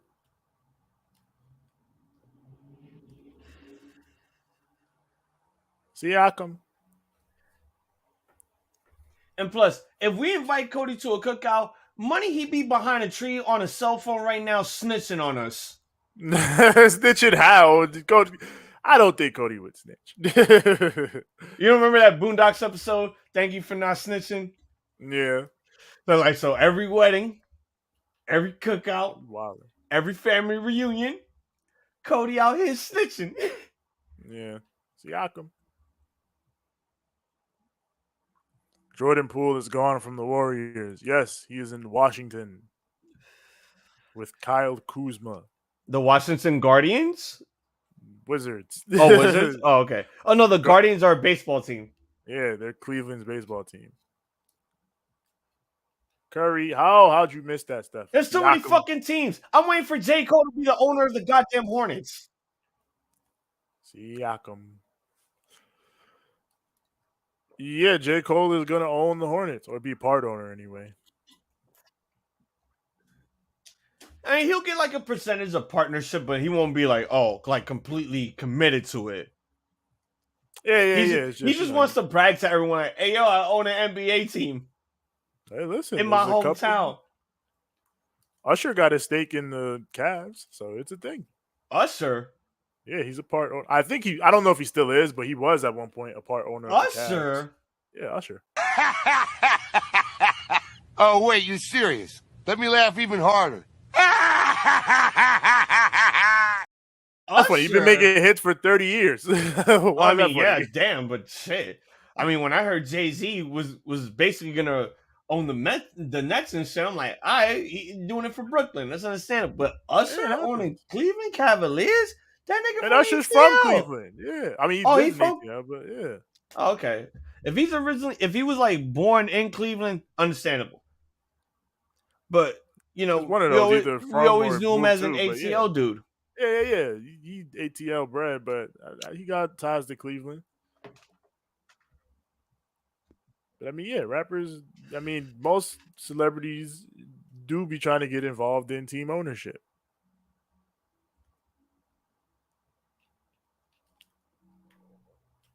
Oh, that's a good pass.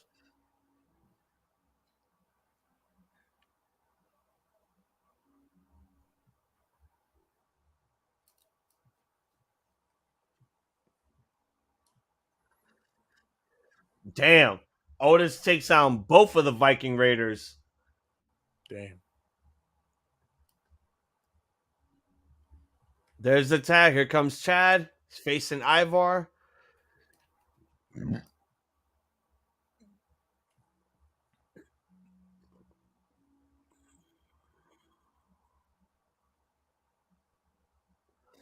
These how them practices about to be looking. Oh, these how these practices about to be looking. Oh, this man did an exploder onto Eric. Oh my god. This man, Chad Gable, is a star, son. Why are they not pushing this man? Get him out of the tag division. Give him the U.S. belt. I mean, the Intercontinental belt. Give him the here nigga damn.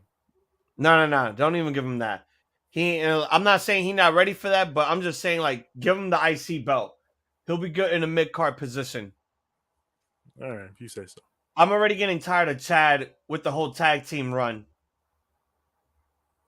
Well, you know that's where WWE loves to stick solid, reliable talents that can always get over in the tag team division. But we've all seen Chad Gable work, you know, with the tag division and shit. But we know he could do so much better with the single stuff. I mean, besides the Shorty G bullshit that they did, I hated that. But this guy's short, pal. I think it's time for Jordan Gable to progress forward into his singles run. I mean, you gave Jason Jordan a singles run and it didn't even work. You put him back as a tag team with Seth Rollins after you made him Kurt Angle's son. Like, I couldn't win the IC title, Dad. Seth Rollins is too good. And that was that before he was the Joker? Yeah, that was way before because he was on his Monday night. He was the Iron Man at that time. Oh, doing lengthy ass matches, becoming the actual workhorse. While I'm a wrestler on this stupid ass show. Fuck you. while Brock was holding on to the main title for like hostage. Oh yeah. So like, give me $1 billion and I'll show up for Raw. Yeah, that has been Seth's role for years. He just holds it down on TV while the people who they actually think is the big star just fucking lounges. For years, they've been having Seth do that. And we all know that Seth is a big star. That's never been the issue. Wow. They trust him in that role for sure. Wow, Maxine tried to do the worm and she fucked up. Damn. You can't stop me. It's barbecue chicken.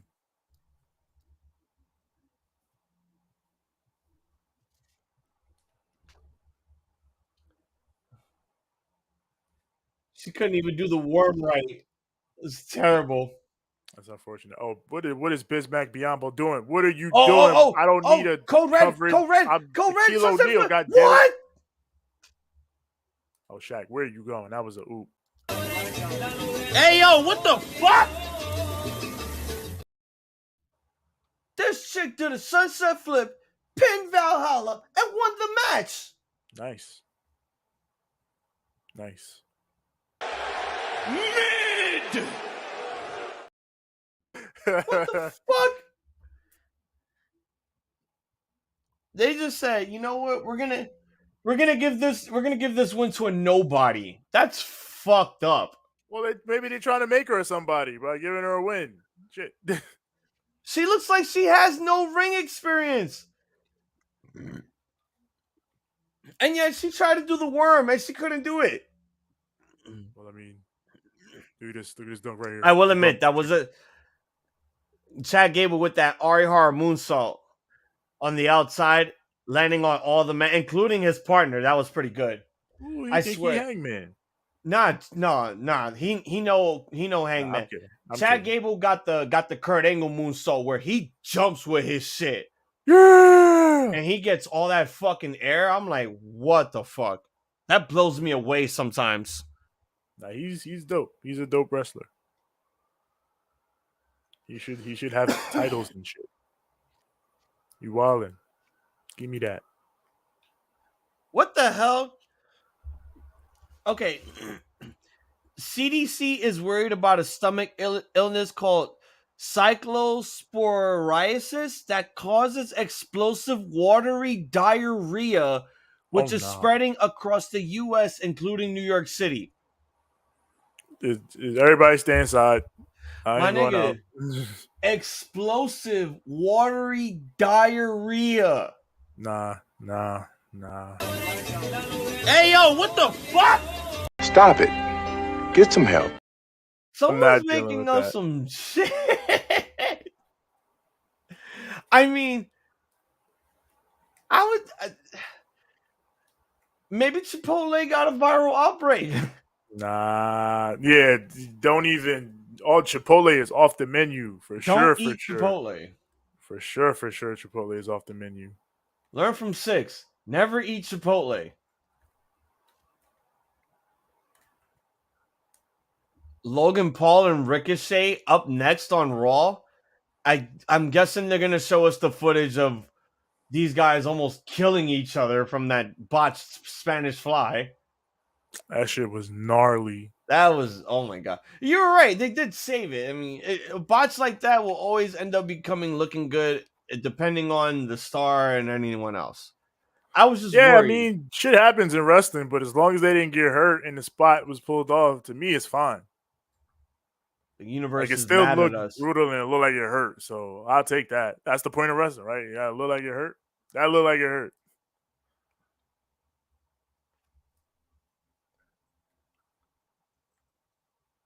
Booking.com.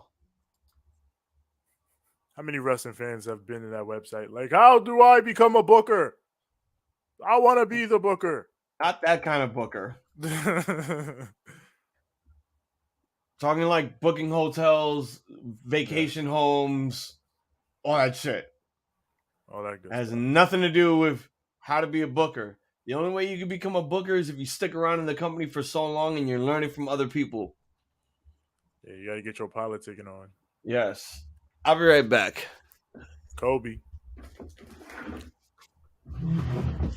Offensive interference. What the hell? Get that shit out of here. Look at this. Get the fuck.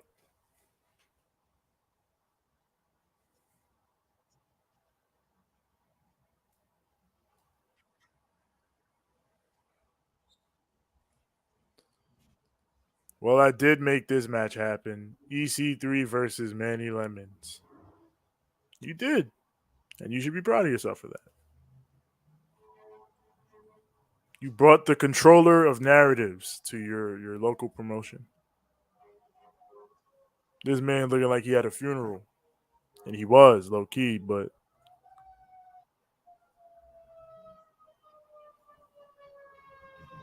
I am.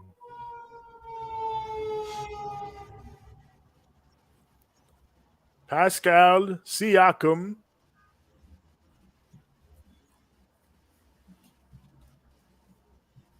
Yeah, his shot is very silky smooth. I'm not even gonna lie.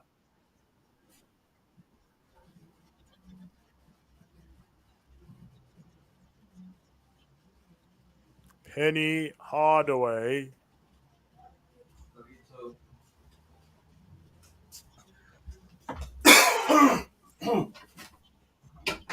All dunks, Penny? Oh, he had a 3.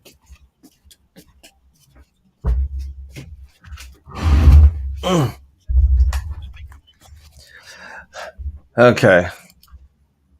Domantas Sabonis. Get that shit out of here. Get that shit out of here.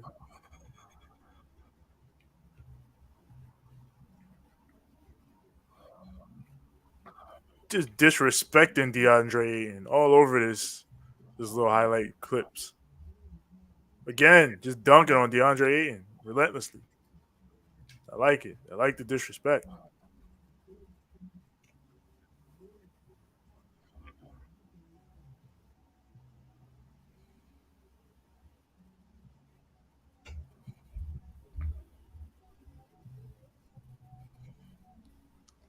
Oh, yes. We merely have the Warriors left and then the All-Stars, and then I'm done with this leg of domination. They got like 4 more, but it's 5 more. What the hell am I talking about? I always wait until super late in the game's lifespan to like really play through domination in my team. Has there been any updates on Fight Forever yet? Not that I know of.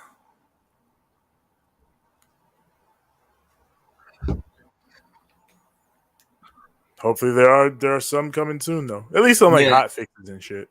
Yeah, because I still need my broken Matt Hardy and oh no, I gotta unlock that on the fucking thing. Oh, so you know what it is? You know what it could be? He's an alternate attire, I think.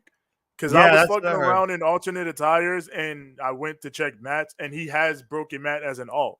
So go make a preset for it. You might have to make a preset for it. So I found out that you can unlock the bad version of the exploding barbed wire deathmatch known as historic in the Road to the Elite mode.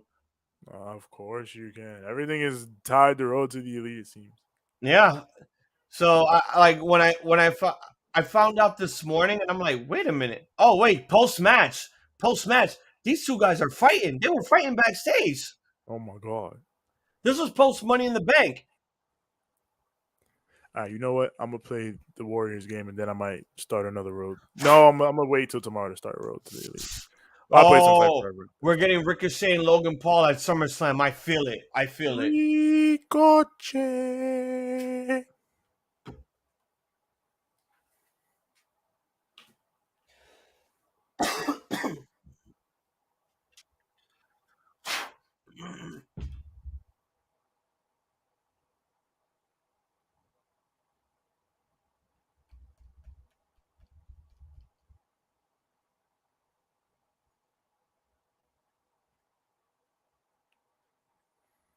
All right.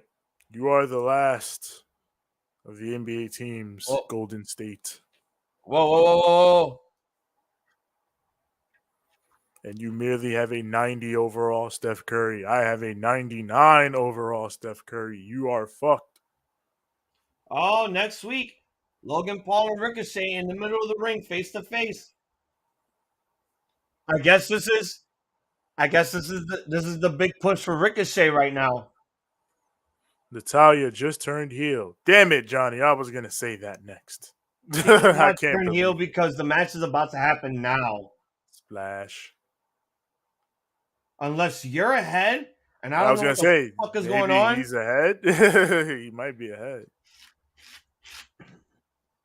I'm just going to need to remind people in advance, keep everything to yourself. Shut the hell up on your spoilers because I'm not there yet. Or do fake spoilers. Like, oh my God, it's Goldberg. That's my favorite kind of spoiler for a WWE show. Oh my God, it's Goldberg. You know, it's going to come down to a point where someone's going to tell you, oh my God, it's Goldberg. You're just not going to believe them. I'm not, and then he's going to be there. Oh, that'd be funny as hell. Johnny, you know, just because Natalya came running in on Rhea Ripley to assault her during her entrance does not mean that she turned heel.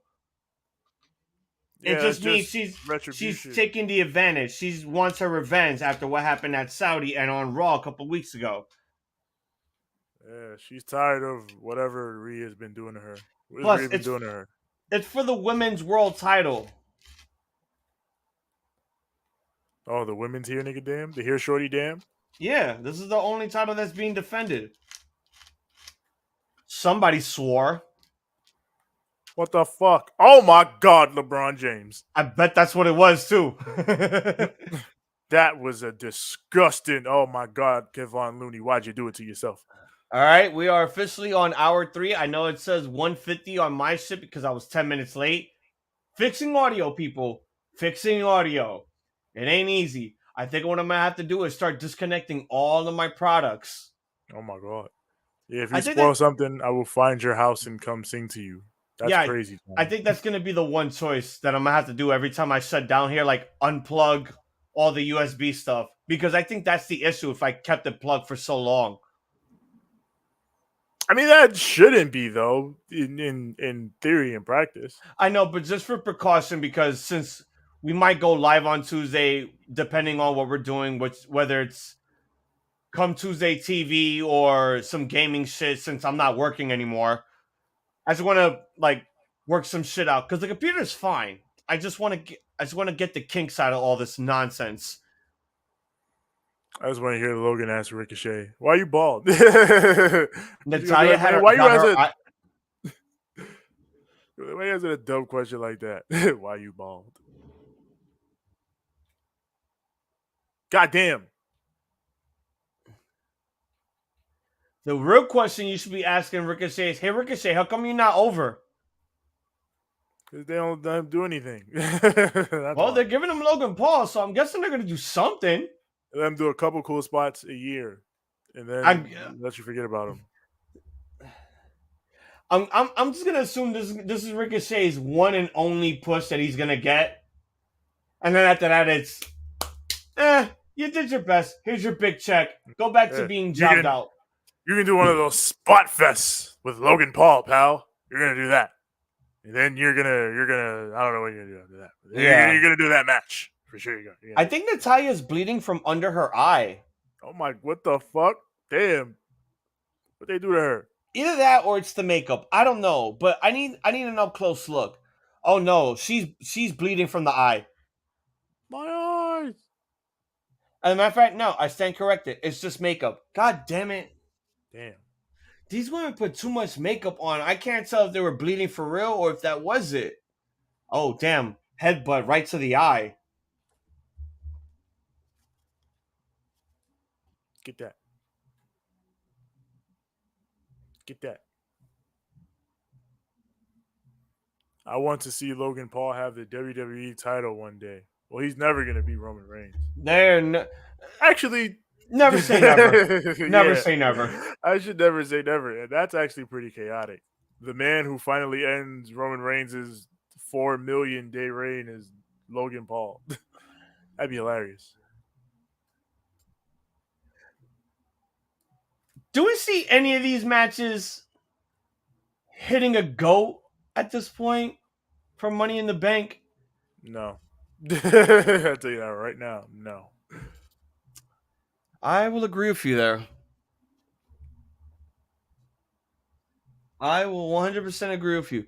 And I'm absolutely embarrassed for Gunther. His match was fine. It wasn't, you know. But it was he had a little the shortest match of the night. Yeah, it was a little bit disappointing in that. If you've ever seen Walter and Matt Riddle wrestle before, you probably would have had a certain expectation. Let's wait for this mid-ass show to finish so that way we can talk about this shit. I mean, you know, I ain't got too much to say about it, to be honest. But yeah, I see your point. Double blocked. Get that shit out of here, man. Oh, I got 2.6 on the clock. I'm getting one. I'm getting one off. Oh, damn. On the top rope. What's finna happen here? Crossbody. LeBron James. LeBron James. LeBron James.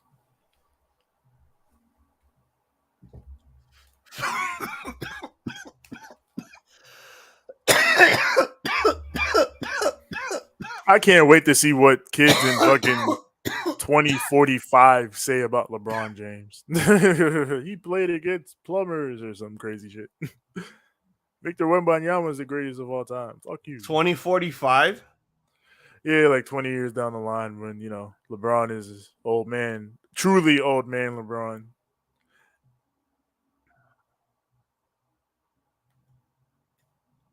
Are you wilding?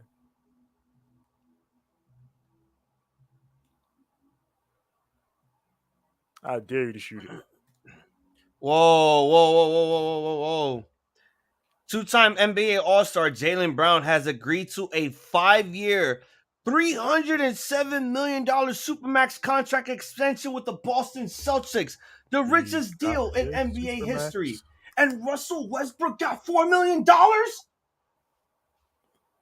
I mean, I knew Jaylen was getting a Supermax, but I mean, it's still disrespectful that Russ is getting such a low vet minimum. But yo, $307 million.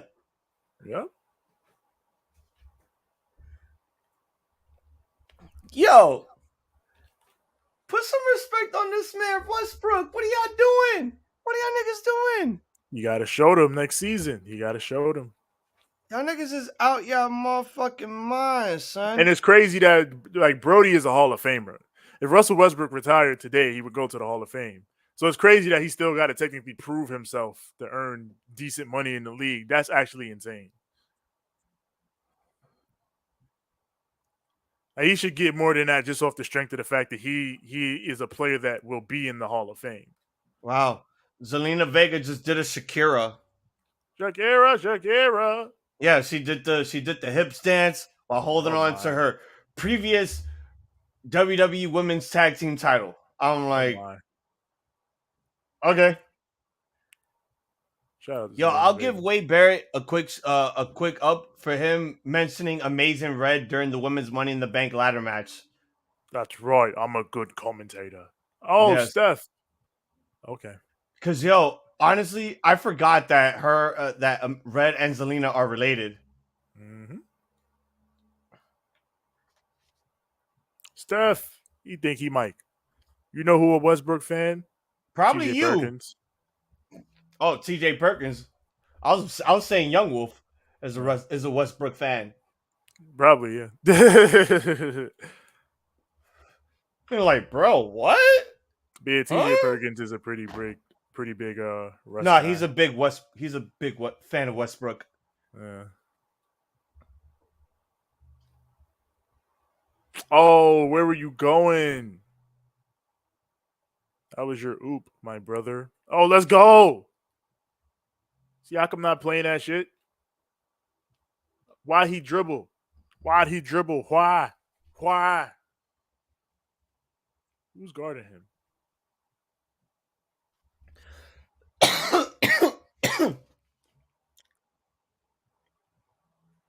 Oh, yeah, it is official.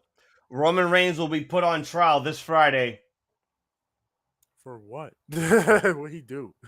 Free Roman, he ain't do nothing. Look, man, it's happening. We just gotta accept it. I mean, look, it's at MSG, all right? And you know when shit happens at MSG, the show's gonna cook. I guess. Is that why the tickets were so expensive? No, the tickets were that expensive before they even booked this fucking segment. Fuck off. Bro, it's not even that, because I've been to shows in the Garden. I went to Mania 20, and it was not as expensive as people thought. But when I went to Raw 25, that was expensive. Yeah, those ticket prices have gone up over the years. Like, literally, I think I told you the story that I saw Triple H at Hard Rock, and one of the guys that I hung out with over there was telling me how he bought his ticket for $400. Wildin'. And I only bought mine at Hammerstein for like $200-something. But either way, that Hammerstein show sucked. They disrespected. I'd have been furious. You dead ass had Jim Ross sleeping on the job, son. Yeah, this fucking sucks. I'm going to bed. I'm going to sleep, King. You take over here. Let me know when a match takes place. I'm getting paid to nap. The King. Oh, Jay White. Jay White is a Westbrook guy. That makes sense. Yeah, he was at the Clippers game, wasn't he? Earlier this season, he was at a couple of Clippers games. I think it was him and Hikuleo that went to a couple of Clippers games. Maybe some Warrior games as well. Miro's a Clippers fan, too. I always thought Miro was a Laker fan. Nah, he's a Clippers fan. Okay. Do they still got to share the arena with the Lakers? Yes. But I think they're building a new. They should be building a new one. Yeah, because Lakers is definitely staying in the crypto arena. Yeah, or whatever they're gonna end up renaming that shit to again. Kobe with the charge.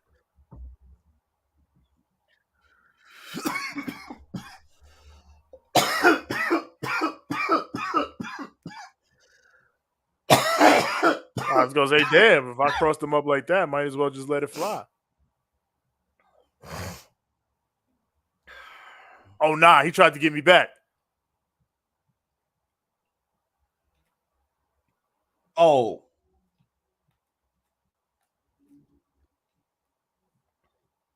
Domantas Sabonis. No. Ain't no way. Oh, damn. She kicked her right in her boob. Ow. Don't kick Natty in the boobs. How else are we going to see her and her sister pose on the internet? They'll still do it. They about that shit. Shout out to Jenny Neidhart. I mean, the sister is getting more over than Natty right now. Jenny is super over with me, I tell you what. It's halftime. J and ELP went to one, and it was on the Jumbotron playing Congos. Yeah, they were. I saw that clip. Wait, what? Congos? Yeah. They were doing, like, you know how they do the silly gimmicks with the when they put the camera on you? Oh, yeah. Yeah. So they were doing Congos for J and ELP when they showed them.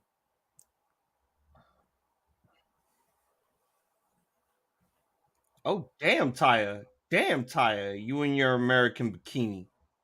Get my guy Jay White in the studio with Ernie and Kenny and Chuck and Shaq. Let them talk hoops with the gang. Oh, shit. Rhea's mouth is busted open. This is mine. That's hot. Wow.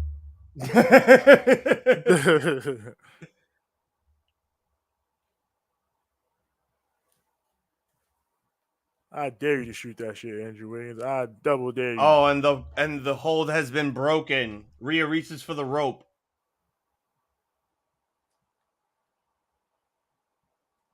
Hell no.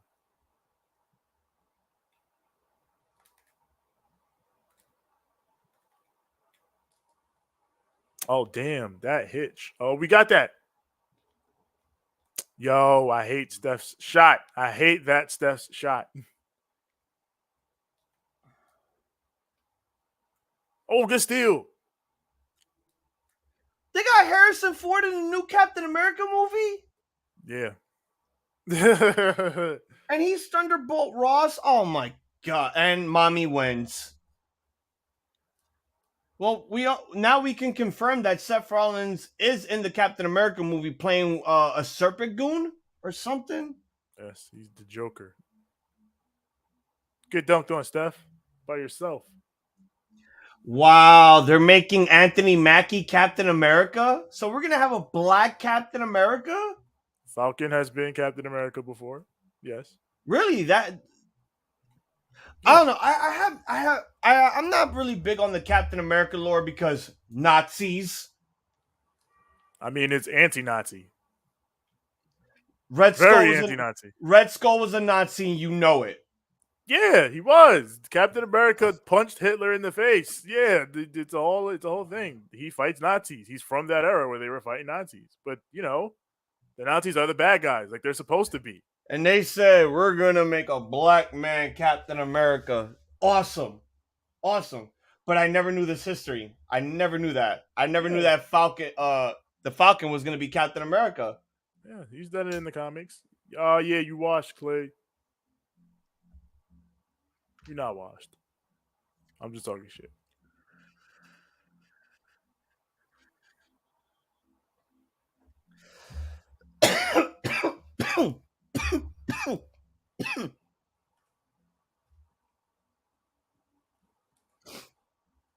LeBron James. Oh. So, I guess Miz and Ciampa are going to have a match now? I came to play. Well, right now they're showing me footage from last week when the Miz assaulted Ciampa because they were going to have a match.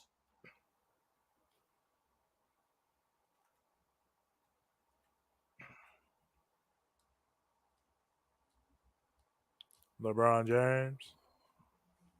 We need a Mexican Superman. I like it. Who would be your Mexican Superman? Who's playing that dude? Who's playing him?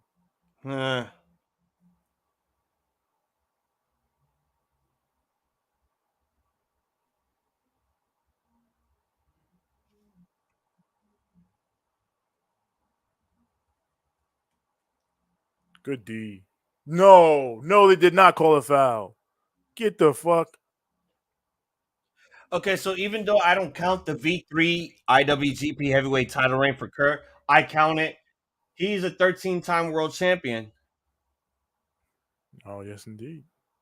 Because a lot of people remember, Kurt Angle won the NWA World's Heavyweight Championship before he was presented with TNA's best-looking belt ever. Oh, what, the Impact title? No. Their version of the Winged Eagle belt. Oh, yeah. That was like my favorite belt ever. That was a good belt. Best looking one. And then that's when they try to do the whole thing like the big gold with the bold letters. I hated that belt. But I didn't mind the big gold bold thing. I didn't mind that one. I hated it. The side plates made it look good, though. I'll give it that much because I enjoyed the side plates here. But I'm sorry, the TNA's second version of their heavyweight title looked way better. Way better. Like, if there was ever a time to look like a world champion, it was that belt. That and the 10 pounds of gold. I should have just... Why is Steven Adams out here? That's off. Every day of my life. Hell no. All right, next Monday, Miz and Ciampa, no DQ match. Kobe.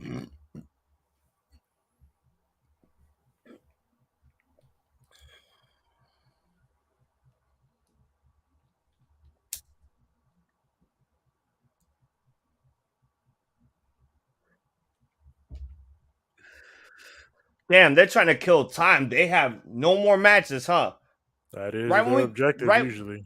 Right when we come back from commercial, they're going to show us the tag match that took place at Money in the Bank and then the main event.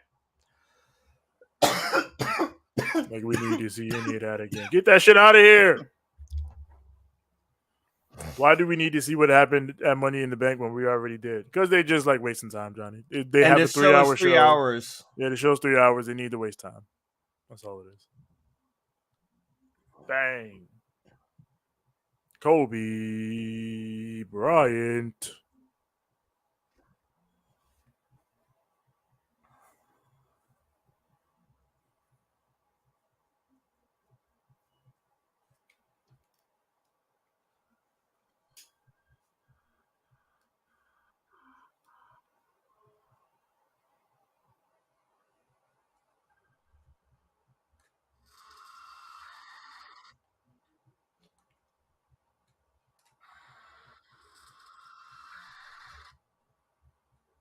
Hey.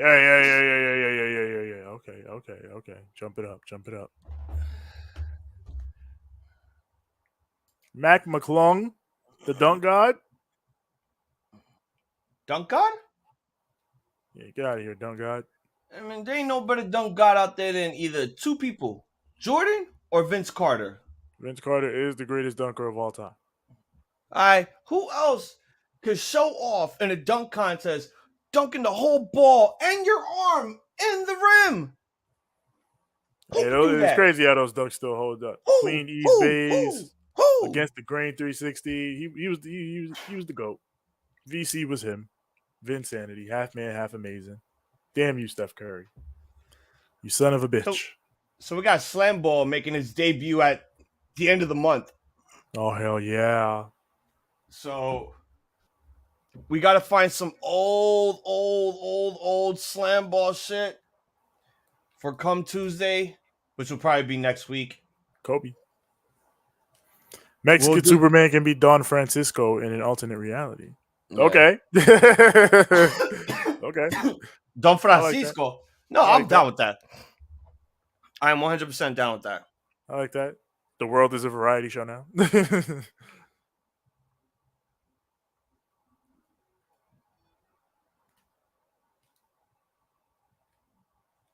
Oh my God. Penny Hardaway.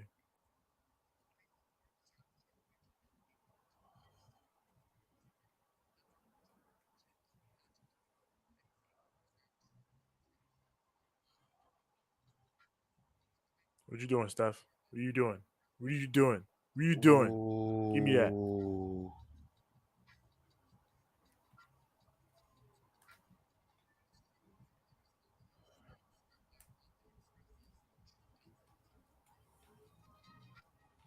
Ooh. Kobe.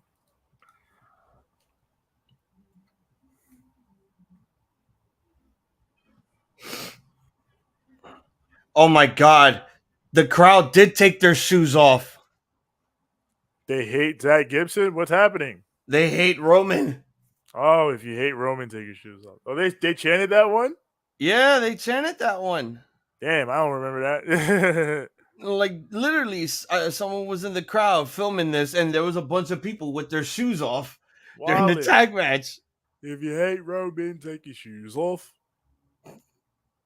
What the fuck? Yo, these UK fans, they're amazing, but they're also fucking weird. Yeah, that is wild to be taking your shoes off.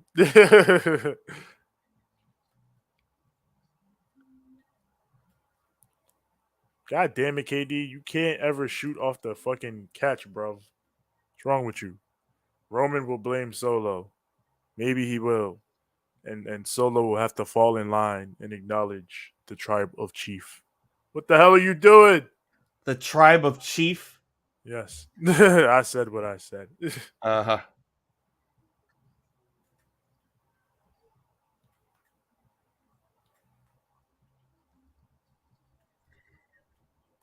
Oh, I should have went straight with Steph. There you go, KD. Off the catch.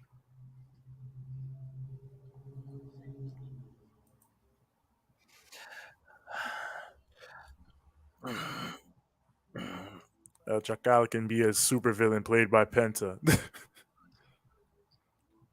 Penta, I do need Penta in a fucking cartoony comic booky villain type role. I do think he'd do well with that. Nah. Oh, you got that. Solo versus Roman Reigns at SummerSlam. You think so, Johnny? You don't think it's gonna be Roman Reigns versus I don't know, Jey Uso? I think it's gonna be they're gonna run it back. Jey Uso versus Roman for the title. And then Roman beats him. Again, for like the third time. Yep. And then he falls back in line and we do it all over again. No, I think we're done with that. I think we're done. Now we gotta start giving Solo his rub because going into 2024, he's gonna have to start betraying Roman, right? And then he'll face him at WrestleMania and also lose. He's not. It's gonna be Cody versus Roman. They're gonna run it back. I know you don't want to hear it, TJ, but I'm telling you, they're running it back. It's happening, and you're gonna give me my credit for it. And you're gonna be like, you know what? I can't doubt you anymore. You was right about this. I'll give you your credit. I don't care. You just don't care about the overall because we don't need Cody winning. I understand, but it's gonna happen. They just now planted the seeds of Roman finally getting his first loss. It's now time for Roman to start depleting. Oh yeah, if Cody beats him, then that's fine. Would have been even better if he would have did it this year, but that's fine. It would have been better. I mean, overall, this man's talking about finishing his story, and he said it at that stupid press conference. Oh, I don't want to go after that world title. I'm going after what my daddy didn't have. I want the here nigga damn title. I want that title. Not the here nigga goddamn. My daddy would be pissed if he heard I was going for this fake ass world title. No, I gotta get the real one.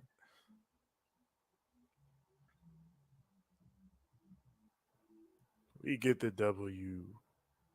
TJ Cody has to finish the story. So if we're doing the trial this Friday at the Garden, that can only mean one thing. The family's arriving. The family. Yeah, I said that. Are they pulling up? I need the Lucha Bros as a comic. Penta can be the villain. Phoenix be the hero. Yeah. And put Pac in there too. Get Death Triangle up in there. The whole thing. Why can't you just make both Penta and Phoenix the heroes? Penta don't need to be the villain.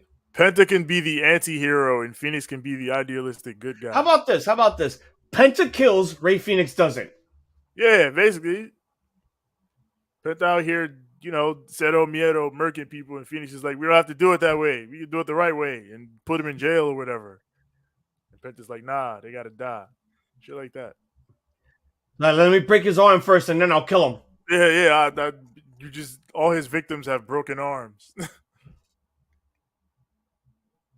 Tribal Court. The trial of the tribal chief, Roman Reigns. That is a long-ass title for a trial. It's the tribal court. Just call it Wrestler's Court. God damn it. Nah, this is more important than that. This is tribal court with the tribal chief. Great. Here comes this fucking pothead. Oh my god, bro. He's wrestling. Oh. What? Nobody plugged Matt Riddle having a match. Bro, I'm just here, bro. I swear to God, please don't tell me he's still feuding with Imperium. I do not need that anymore. It was a good match, but not good for Riddle. Way too short. I'm afraid I've got some bad news. The fuck is it? Oh, Matt Riddle came out with some red, white, and blue eagles. Bro. Because, oh my God, he's still facing them. He's going to face the Eichner. The Eichner? Oh my God, I can't believe it. Motherfucker. I thought this was like a one and done thing. We move forward. We don't got to deal with this shit anymore. No. It's, oh my God, what the fuck?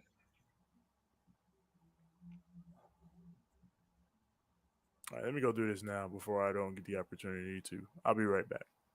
Okay.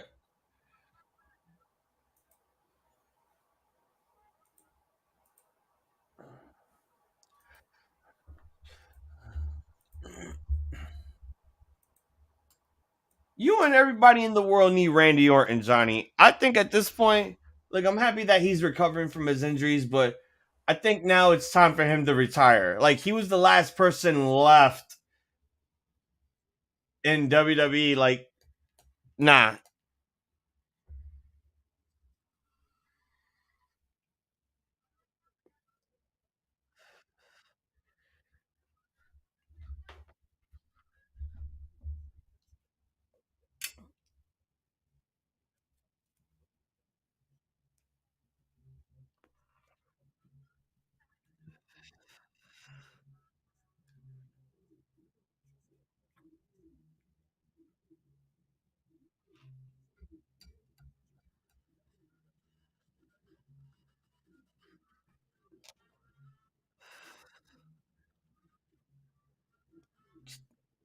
Warner Brothers Japan doing Harley Quinn.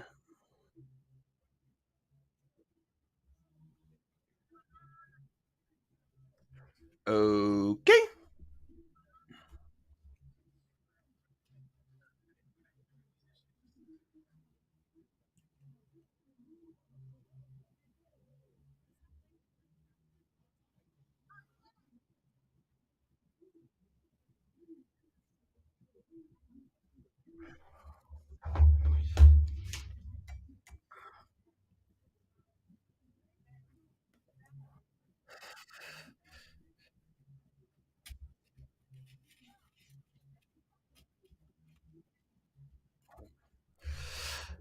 Oh, these commercials suck ass. But yeah, how's everybody doing in the chat so far?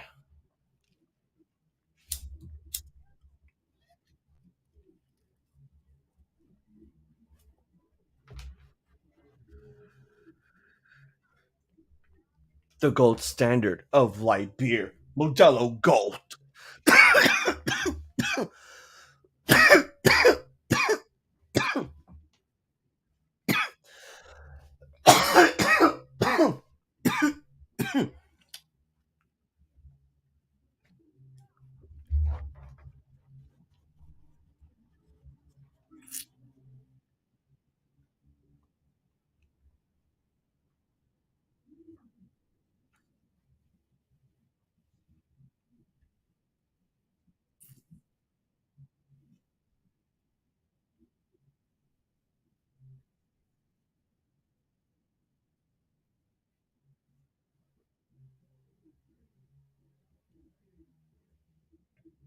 All right, back to the show. We got Mommy backstage right now, clenching onto her championship. Oh, it's EO.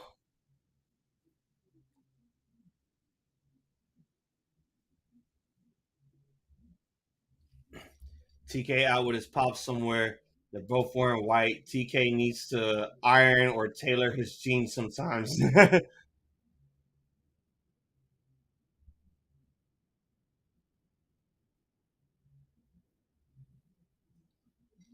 Oh, they got Rhea speaking Spanish now.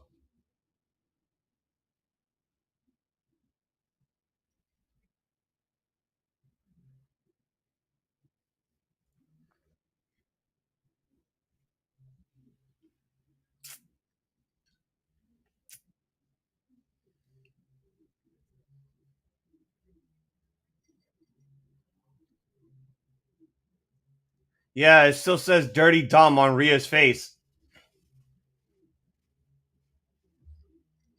Yes, Johnny, you are 21.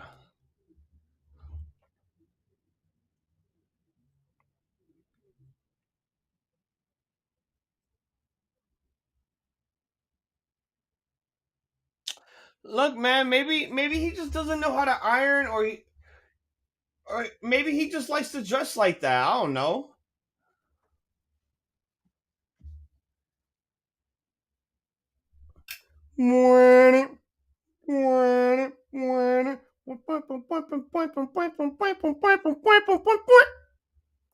Boo! This team sucks.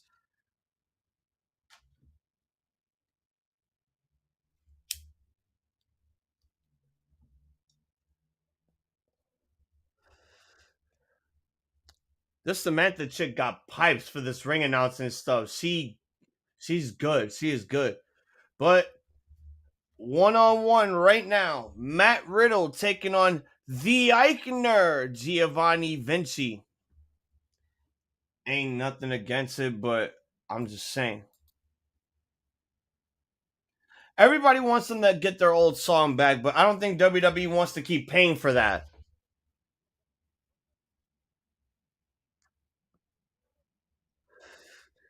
Oh, and the assault begins. A little distraction there by Ludwig Kaiser. Ooh, vicious chop there by the Eichner. Oh, that was terrible. That was terrible scoop slam. Yo, speaking of, I gotta check the YouTube. I haven't seen any new Botchamania in a while. No, Hassan, this is not the last one. The last one is gonna be Seth Rollins versus Dirty Dominic Mysterio.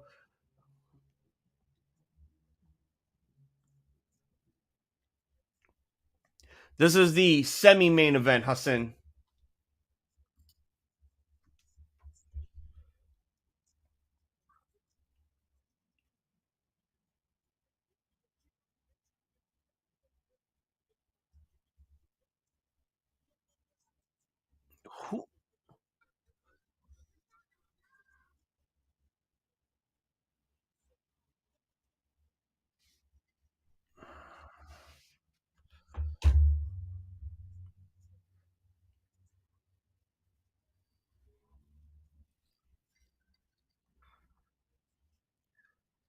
There's the rolling senton. Went for that moonsault, catches him. Oh, vicious knee there by Riddle onto the Eichner. Oh, bro, Derek. Now the ankle lock locked in. Ankle lock is locked in. Counters, though. 1, 2. It's over. Matt Riddle won against the Eichner.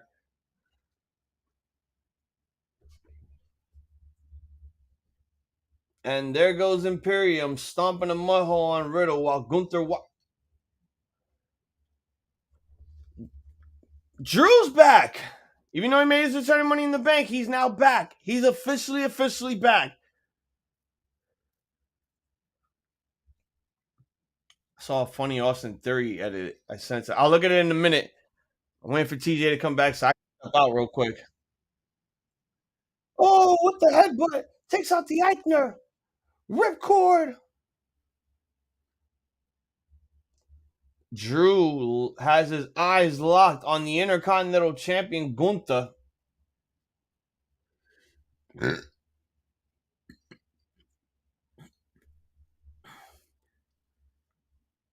Three, 2, 1, Claymore!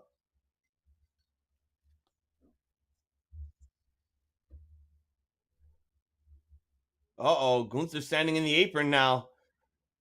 Locking eyes on Drew McIntyre. Yeah, this is going to be the SummerSlam match. And it's going to suck that Gunther might lose the Intercontinental Championship to Drew. I don't want that to happen. I don't want that to be the case. Like, I want Gunther to hold on to that belt for a hot minute. Yankees won 6-3. They beat Baltimore. Funny thing is, WWE's in Baltimore right now. So they beat the Orioles. Damn, that must suck. You know these Oriole fans that are in WWE right now are about to be pissed. Like, boy, Yankees lost. Fuck this show. I'm out. Let's go. It's like, what do you mean? Fucking Orioles lost to the Yankees. Now you want to show us footage of the World Heavyweight title match? Like, just get to the main event already. The fuck?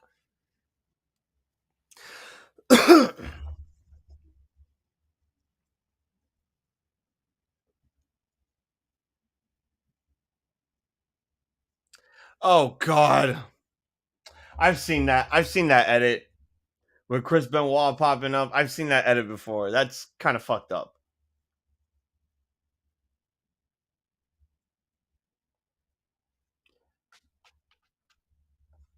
Chris Benoit is here, and he's really angry. Yankees win. All right, well, now that you're back, I'll be right back. I did just see some fireworks a few minutes ago looking over toward the Bronx.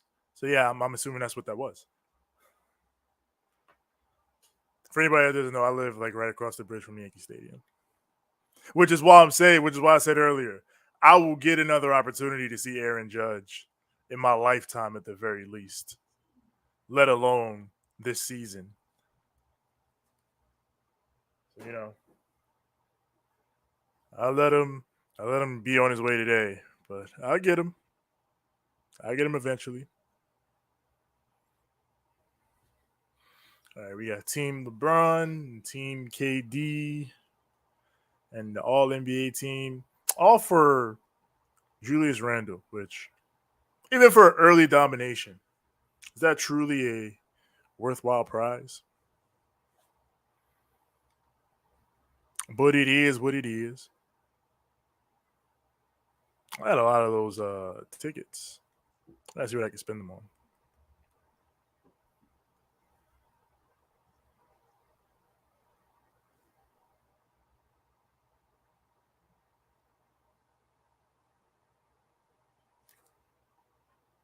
Let us see. My leg.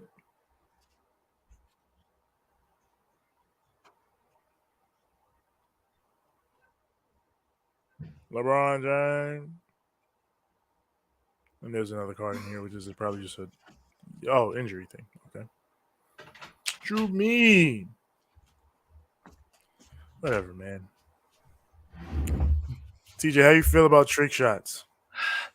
Well, he's a snitch. I'm talking about George W. Smith from Sandy Counseling. He ran in 93 out in Oakland. You probably ain't hear about him. Okay.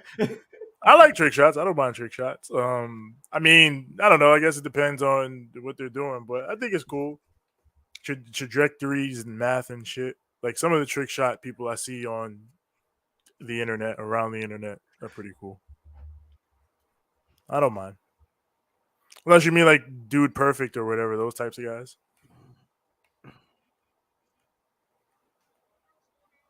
Who I also do not really mind.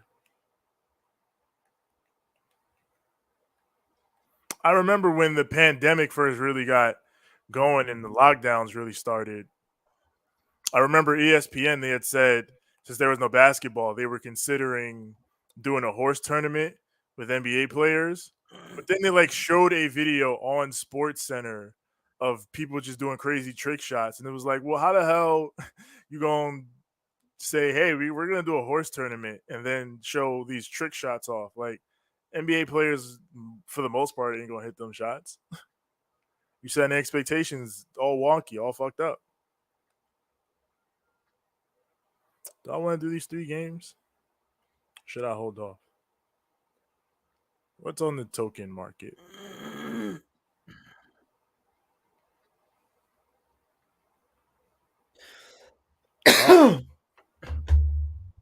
Oh. Pinpoint delivery from Domino's, the worst pizza place to eat at. Yeah. I'm like, for that, just go to your local mom and pop pizza shop because they will actually give you better pizza than what Domino's provides for you. They do be hitting. But then again, you know, we live in New York, so. Fuck Domino's. Pizza Hut is where it's at. Pizza Hut is good.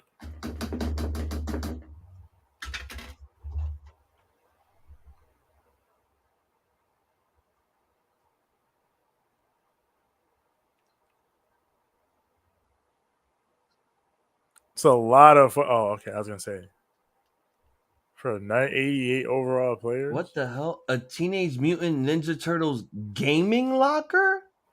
Oh my god. X Games should do games of skate, and that would be crazy. And what the fuck, Hazel? I like Domino's. Johnny also says fuck Domino's. I mean, Domino's has gotten me through some times, so I'll put a little bit of respect on their name. I like them more than Papa John's, honestly. Domino's made me realize that there are other better pizza companies out there than that. Little Caesars is awesome too. Little Caesars is good, depending on the type of pizza you get. Like I get a deep dish, it's still good. And I ain't have a good Little Caesars in a long time, man. I got to be real with you. So I want to go to the fucking arena in Detroit. If they don't sell good Little Caesars at the good Little Caesars arena, then the shit is cooked. So I got to see what's going on. Oh, God, Byron Saxton. Shout out to the homie Byron Saxton. Hungry Howie's is good, too. I've never had. The fuck is Hungry Howie's? I don't know. I'm going to Google it. Hungry Howie's. Like, bro, I've heard of Tim Hortons because we got one under Madison Square Garden. Do we? What the hell? We don't got a Tim Hortons in New York. Yeah, we do. Since when? They've had that under the Garden in Penn Station for a while. What? Ain't no goddamn way. Like, I don't know if it's there anymore. Hell no. They saying the closest fucking Tim Hortons is in Jersey. Well, there's also one upstate, but that's upstate. Yeah, but I'm like, there's an area where you're but like, honestly, I didn't even know there was a Tim Hortons in New Rochelle. Okay. Where you're like, you know, under Pennsylvania Station, that 2 areas where it's like, okay, you go to the actual station, then there's the terminals for like all the trains and shit. Down in that area, right next to it, the Tim Hortons is there. That little cutway between the Garden and Penn Station.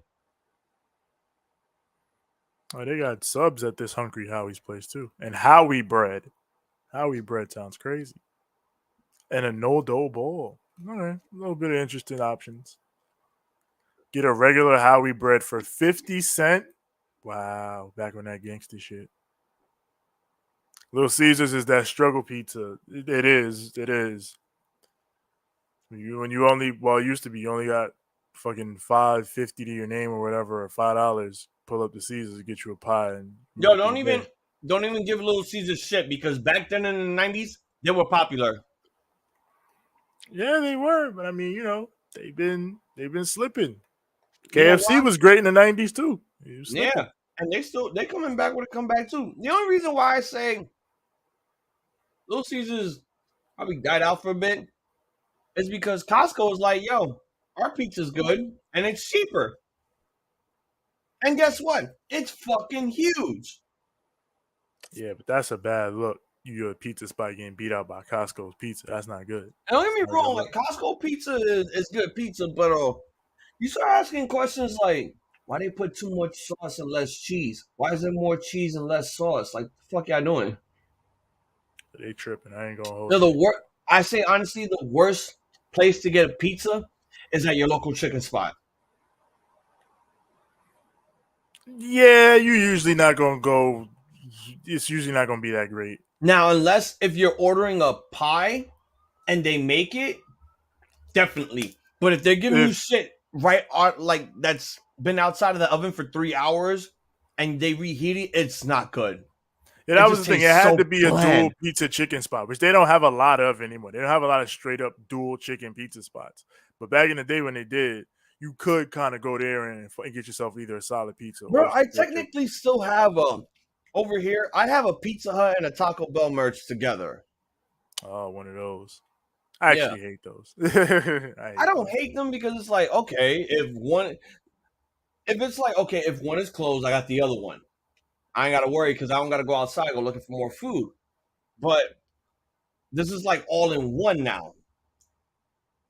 So it's like, it always feels like they're mid together. Actually, should I go back down to the right side for Fight Forever? Because I think the worst 2-in-1 that I've ever seen, and it was so weird because I lived in Colorado when this happened. It was a Taco Bell and a Long John Silver's. Oh, that does sound pretty crazy. Yeah, and in Colorado of all places, I'm like, that sounds ridiculous. And I'll say it right now, for seafood places, Long John Silver's is the shit. Yeah, look, see, he's an alt. I had to make him an alt. Oh, you had to make him an alternative? Yeah. All right, you're gonna have to show me how to do that because fuck.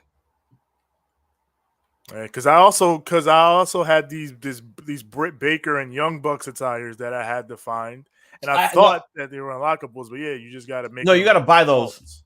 No, yeah, you buy them, but then you got to manually set them as alternate attires. Oh, that's. See? Oh, that's why. So we don't get the character. We got to basically go to the creation mode and do all that. Yeah, I mean it's a simple ad, but you gotta, still gotta do it manually. It's not just. I just think that's mad work. Like, just give us the fucking character. Why? Just give us the character. Yeah, I think people would rather do that than is good. Try to edit out Matt Hardy because he's not gonna get his, he's not gonna get his broken theme. He's just gonna get the Hardy theme. So it doesn't really make any sense. And and another thing that I have a complaint about. I get FTR. They don't come out together. They come out separately. Yeah, they do need a tag entrance. I'm like, so where's all this game footage of them coming out as a tag team from everyone else? Why is it not coming out on our end? That's why I had to ask you if they updated the game because they always have to do that. Yeah, there's definitely going to be some updates coming. TJ, I wish they would bring back Ronald McDonald's. What do you mean? What do you mean by that, Johnny? Johnny, what the hell? Why do you wish they bring back Ronald McDonald? Ronald McDonald never went anywhere. They just don't do commercials of him anymore because parents will call the cops. He's a scary bloke. Ow. Did you ever Yeah, but I do hear that the lasagna from Chicago is good pizza. I like I said before, I'll give them the benefit of the doubt and wait until I try real Chicago deep dish to really Bro, judge it. we were Because I wouldn't talking let Pizza anybody Hut, right? judge New York pizza based off of whatever random shit. So we were talking Pizza Hut and shit, Yeah. and the new TMNT movie just did a Pizza Hut ad. Oh. I'm gonna watch that movie. I'm gonna watch it. Side effect. Only because I grew up watching Ninja Turtles. I love Ninja Turtles. And I'm hoping this Nickelodeon one that they're doing with the animation is better than all the other ones that they did. I hated the Michael Bay ones. They were terrible. One can only hope. They got to find that Grimace guy. Yeah, he out here killing people. Dude, that Grimace guy's gone. They only did it for the month of June. He's gone. He went back to his hole. Damn. Bro, Grimace is like the Zodiac Killer. He's out there causing a killing spree, and he disappears. 1 month out of the year. He causes you can do it in single player. The shake hand thing. Wait, what can you do in single player? To shake hands after a match. Wait, are you doing a post-match? Yeah, I thought you How only do you did do it that? online. How do you do that? When when you're in the post match, you could click the right stick and you can either attack or press R1. So after I'm done with the match, I just flick the right analog stick and I just start beating them. Click it, press it. Yeah, press it. And you could continue to beat them up. Oh, so I have to hit R3. So basically press and hold R3. Okay. Yeah. I got 4 stars. Damn it. Why did we need R3? I missed R1, R2. See, I missed when you didn't have to press the analog stick. Yeah, listen, it's been a thing for about 20 years at this point. 20 plus. This isn't hard, right? Yeah. Oh yeah, and I already told you that I got that I already purchased the controller and shit. Yes. The new one. See, I got the Sheeta game. That there's no commentating in this game. That's because it's supposed to be an arcade style. They never did that with all the N64 ones. Yeah, I mean, and if you realistically, truth be told, when it comes to commentary for wrestling games, when it comes to commentary for any sports game, you need to be able to get the commentators down to record hours upon hours upon hours of lines and different variations of those lines to get them to sound even halfway decent. Otherwise, you just get bullshit commentary. Like, it's not going to be good. It gets really half of the time they just sound like robots. Like, yeah, that's what I mean.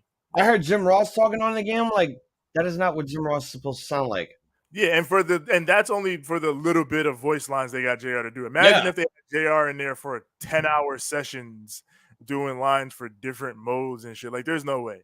Oh, no, but if you listen to Tony Khan's voicemail on Road to the Elite, he sounds just like Tony Khan. Well, yeah, he only had to record like a couple lines. Hey, you dumbass, you mean to tell me that you still made everyone else sound like fucking robots in this game? Yeah. I mean that's also on the person recording and on the person directing them, and they probably weren't going to tell JR too much of, hey, get some energy in your voice. It is what it is.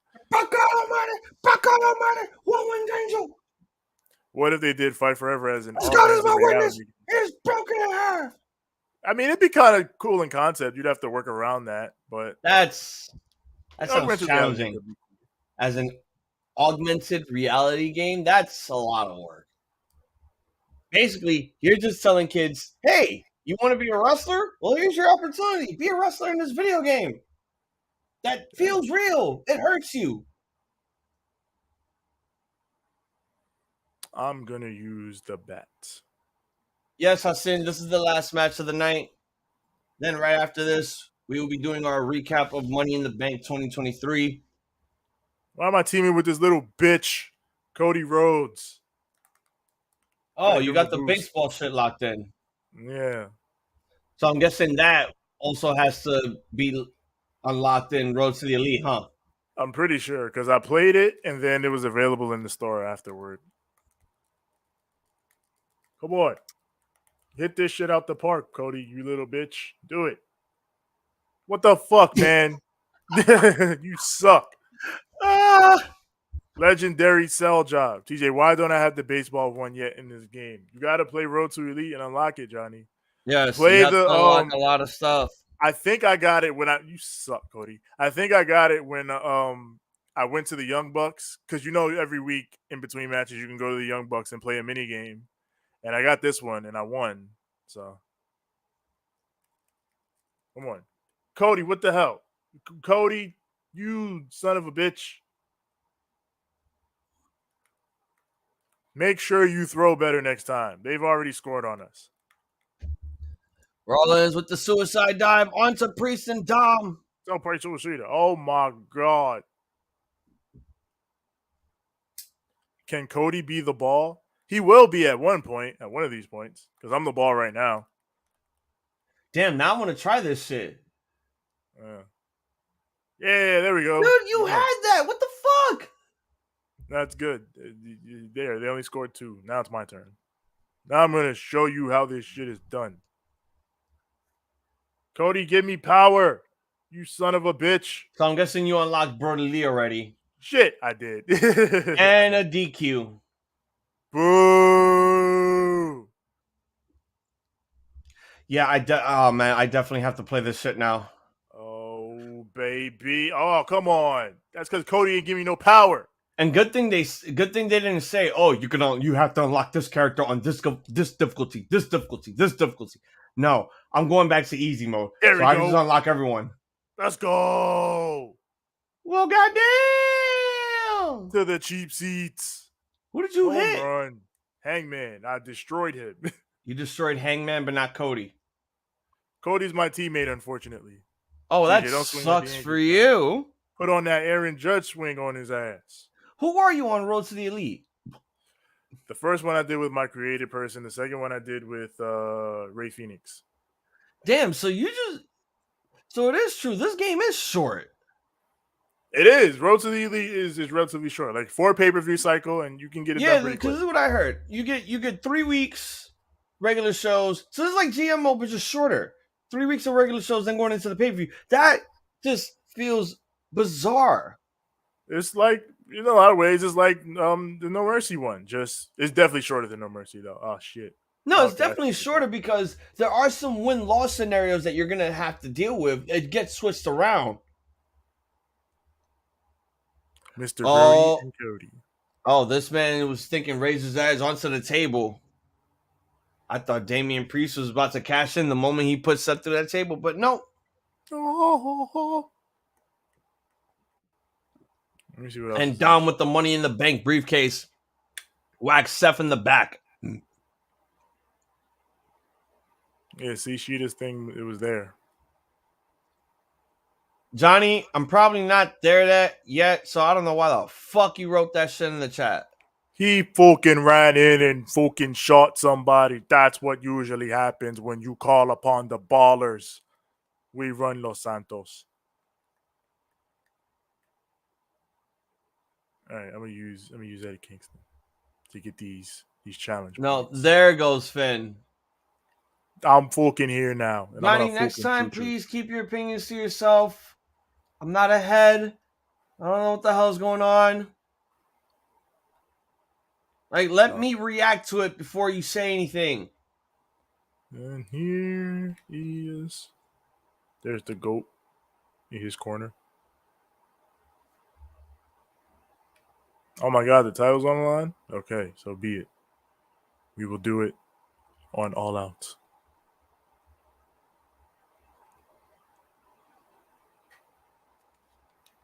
Wait, what? Where is Kevin Owens' maximum sweat figure? What the hell? That fucking Asian guy with the signs. With that fucking signs. He had a sign earlier that said, I'd rather listen to Ahmed Johnson on Raw Zone. Wow. I love this guy. His signs are so fucking hilarious. I'm gonna give you the ass whooping of an eternity, or whatever the fuck he said. Uh-oh. There's friction in the Judgment Day. Who the fuck do you think you are? I'm gonna shoot you. Damn, man.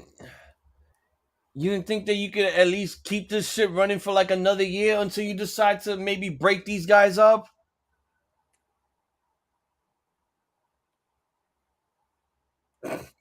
Where is Kevin Owens' maximum sweat figure? Okay, this guy is giving me a bunch of thumbnails right now with these signs. I'm gonna have to find some. Christian? Oh, did you see Six started doing the gaming thumbnails now? Oh, yes. Yes. We gotta start doing more of those. Well, I gotta start finding some thumbnails for him to put up. Get the hell out of here. But, ladies and gentlemen, that was Raw. And all I'm going to say is good post-show for what they did here. You know, we got CEO for a bit, teasing that she could cash in on Rhea and whatnot. The only championship defense here was the Women's World Championship, which I can't really complain. They try to do what they can with it, but just didn't seem like enough. And as usual, match ends in DQ in the main event, so nothing special. Cody had his gear on at the start of the show for him to come back with no gear. So why were you on your gear then? Did you wrestle on main event or something? That does not make sense. It's like, I'll wrestle main event for free. I'm like, what the fuck? You know Cody is not wrestling on no goddamn main event. So why did he come out in his gear then? Because if I was Cody, I would have just been like, bro, I don't care about my suit. I have money. I will fight Brock in my suit. Why did I have to be in my gear in order to fucking have a little altercation with Brock? Brock wasn't in his gear. This is the stupid shit that bothers me about wrestling. Okay. If you know Cody's not wrestling, and that's the thing too, because that bothered me with Cena, which we'll also talk about. If we know that Cody's not wrestling tonight, why the fuck does he need to have his gear on?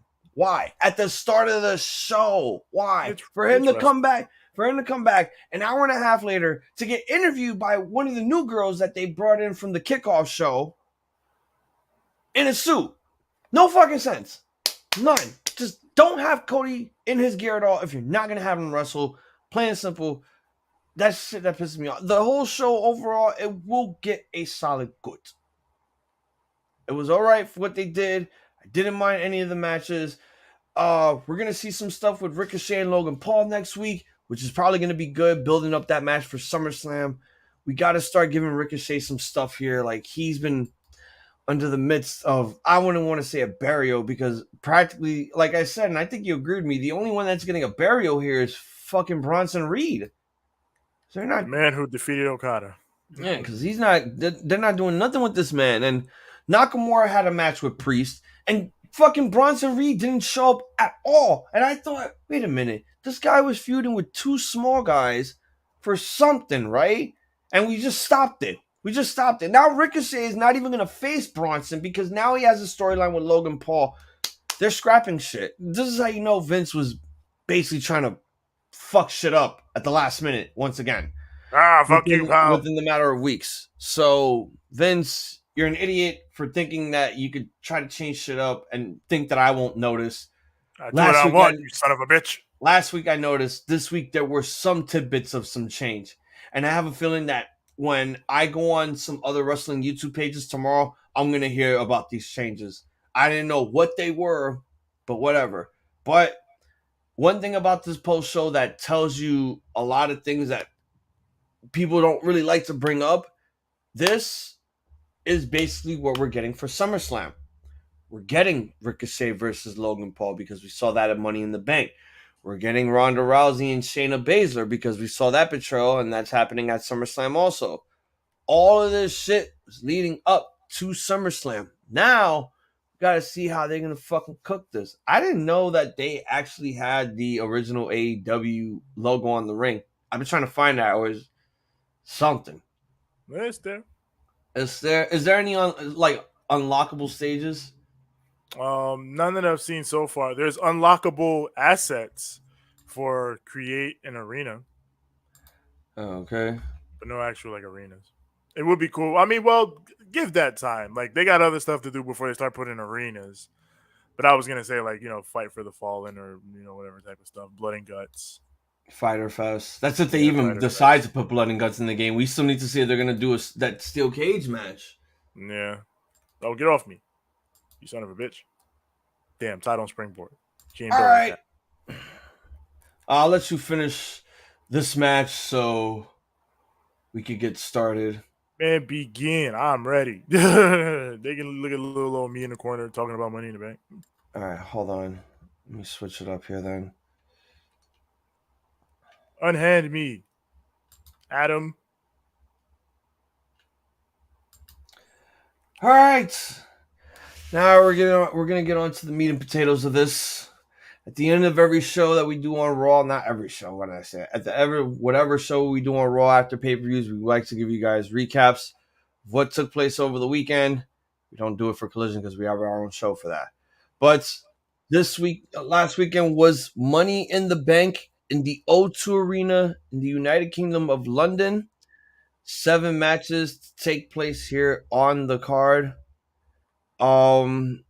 Overall, the crowd, the arena was pretty big sellout event. Like, I don't know the number for the live gate, pay-per-view buys, or any of that stuff, but it looked like a sold out venue from what I was seeing. And knowing WWE, they're starting to do these little small stages so that they can start filling up more seats, which I think AEW should really be focusing on that too. Either that or start selling out your fucking hard cam seats because them shits ain't selling at all. But hard cam seats don't sell in any company. Oh no, them shits sell. I look at WWE, they still got people fucking sitting there. No, they don't. They have people in this section, but not in the hard cam section. No, they got people. They got people in the hard cam section. I be seeing footage. People do send me footage. But 7 matches on this card. Not bad show that they had here for the 7 matches, but we'll be talking about all these individually. For anyone who is new here onto the show, we would like to rate our stuff very differently here than from anyone else. 1 is a who booked this shit. 2 is a bad with 2 Ds. 3 is a goods, the way Booker T says it with a T at the end. 4 is a bars. 5 is a goat. 6 and a you did a drop kick and Adam Page broke the table with his back. He didn't land on the table. You know what this is, right? This is GameCube shit here. This is what people were saying. Oh, this is the day of reckoning and da da da da. Like, shut your fucking mouth. You know what the fuck you talking about? You trying to hit me with a table? Fuck you. I will admit this. It does kind of piss me off that I want to see more of the crowd, and then they just turn off the auditorium lights and you see nothing. Like, this is basically how it was on the N64.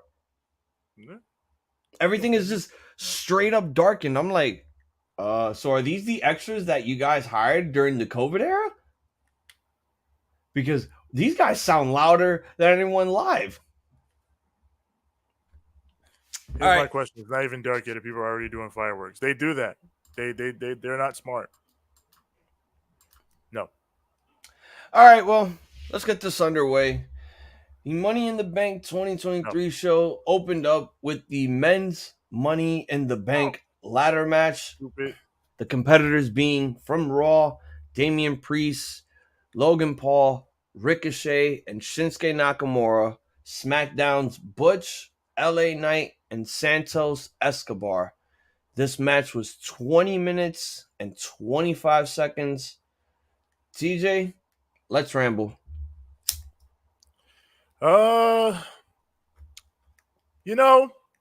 This was it was up there. It was a contender for the best match of the night. It had the most heat. The crowd absolutely loved LA Knight. They were all about LA Knight. As one would have expected, as one would have known, as WWE has been trying to ignore for weeks on end. Every time I fucking watch SmackDown, I'm gonna get into the Buckshot. But yeah, they had a dynamic that they could clearly play with in Logan Paul and LA Knight. Goddamn it, trying to vie for this thing. I was joking during the match that if this was back in the day, this would have been the Logan Paul gets hazed match. He would have taken all the crazy bumps. He would have got chopped around by all the vets and shit. But the business has changed, and that's for the better in a lot of ways. And he did take crazy bumps, but no more than what he would usually do, because like we've talked about before, he is with all that shit. But motherfuckers already shooting. It's just like a flash of light appeared out of nowhere. So if anyone saw that, that wasn't a ghost. That wasn't an apparition. These motherfuckers are shooting right now. It's gonna keep going. Yeah, but yeah, that was the main dynamic in play here with Logan Paul and LA Knight. And Logan Paul got to do some cool spots. He did that gnarly, disgusting looking Spanish fly with Ricochet that I fucking actually liked, because I like my wrestling with some grit in it and some ugliness. Everything got to look pretty all the time. But yeah, this was a very good match. A lot of cool spots. Crowd was way into it because they had their guy that they wanted to win and they had their guy that they hated, and it worked out almost too well, because when Damian Priest was the one who grabbed the belt, everybody was just kind of like, huh? Oh, okay. And they moved on with their time. But, I mean, you can debate on whether or not you think the right guy won or the wrong guy, whatever, but this was a fun match. I'll give it a high good. I want to remind everyone that this is the first match on the show. We all lost this match. Everybody basically went for Logan Paul and LA Knight to win. But originally, before Logan Paul even came into the picture, my original pick was Damian Priest, because he was the ultimate favorite. So was LA Knight. That's why I like to do that rule where you gotta pick one Raw or one SmackDown. Make it fair for both brands. Even it out. Nobody plays favorites. You know? This... Don't nobody have a favorite brand. was...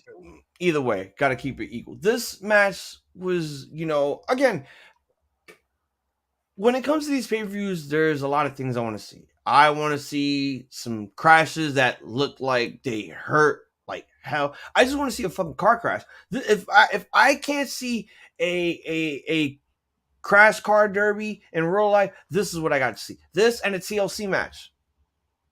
The men here put on what I could say a stellar opening for the show. And yes, if there's one thing that I can admit right now, this UK crowd was literally excited for some money in the bank.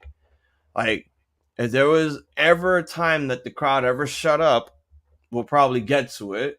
But why are you having Ty compete a lot here? I'm trying to get a win with her, and I just lost to Hangman. Is this still the road to the elite? No, I'm just playing regular matches. Okay. So, now, the minute they added Logan Paul into the occasion, everybody and their mama was like, if he's in it, he's definitely winning, right? And this is why there was news going around that Triple H and Vince McMahon were bickering at each other because Vince wanted Logan Paul to win the briefcase, wanted LA Knight to win, but I think they came down to a conclusion. I think Triple H came down to a decision where I felt like it was best for everybody, so that way if they gave it to Logan Paul, it would look bad, and if they gave it to anyone else that was not LA Knight, it's basically like time heals all wounds, it probably would have been LA Knight's time, which a lot of people were saying it was his time to win that fucking briefcase. But I believe, and I think you could agree with me, TJ, that maybe we were wrong about this decision with LA Knight. Maybe he's not one of those guys that needs a briefcase to win a fucking world title, and he could just do it on his own. With Priest, I think it's a different story because he's in a faction. But I feel like what I just saw now, I feel like they're going to break that up, and I'm afraid they're going to do that. The match was still amazing, though. Like Nakamura doing things. That spot, though, with Ricochet and Logan Paul. I mean, yes, it was technically botched, but they did save it, even though it looked like Logan Paul killed himself or Ricochet killed him. So, like I told you earlier when I was watching this, so apparently after the men's Money in the Bank match, Ricochet and Logan Paul had the little scuffle backstage. That's why Ricochet did an interview during Raw calling out Logan Paul next week, which will probably give us the match at SummerSlam, which, again, I'm not hating on. Butch really looking like the spirit of the British Bulldog here. That table was not set up. No, it was not. Taya was floating. Britt. you all right, Britt? Yeah, I think they did that because, Yeah, they were in his hometown, and I really enjoyed it. And I'm just gonna say this right now. I know this is probably irrelevant to the match, but whoever thought it was a good idea for them to start selling the Intercontinental title in a version of the British Bulldog, that was terrible. That belt looks too much, way too much. Have you seen it? It's crazy. I have not. Oh my god, no! I gotta send this to you in the chat. Well, I'll probably send it to you in a minute. I'm going to give the match, obviously, Santos was great, and Logan Paul was amazing too. He did the frog splash onto Damian Priest onto the ladder, which looked like it hurt. And then you look at the photos that Logan Paul took after the match. He got banged the fuck up. You want to talk about him not being initiated? I think he was initiated here because he got fucked up more than anybody. He took his legs. No, he took more than that. Like, his whole back is fucked. His whole entire back is fucked. Marks, bruises.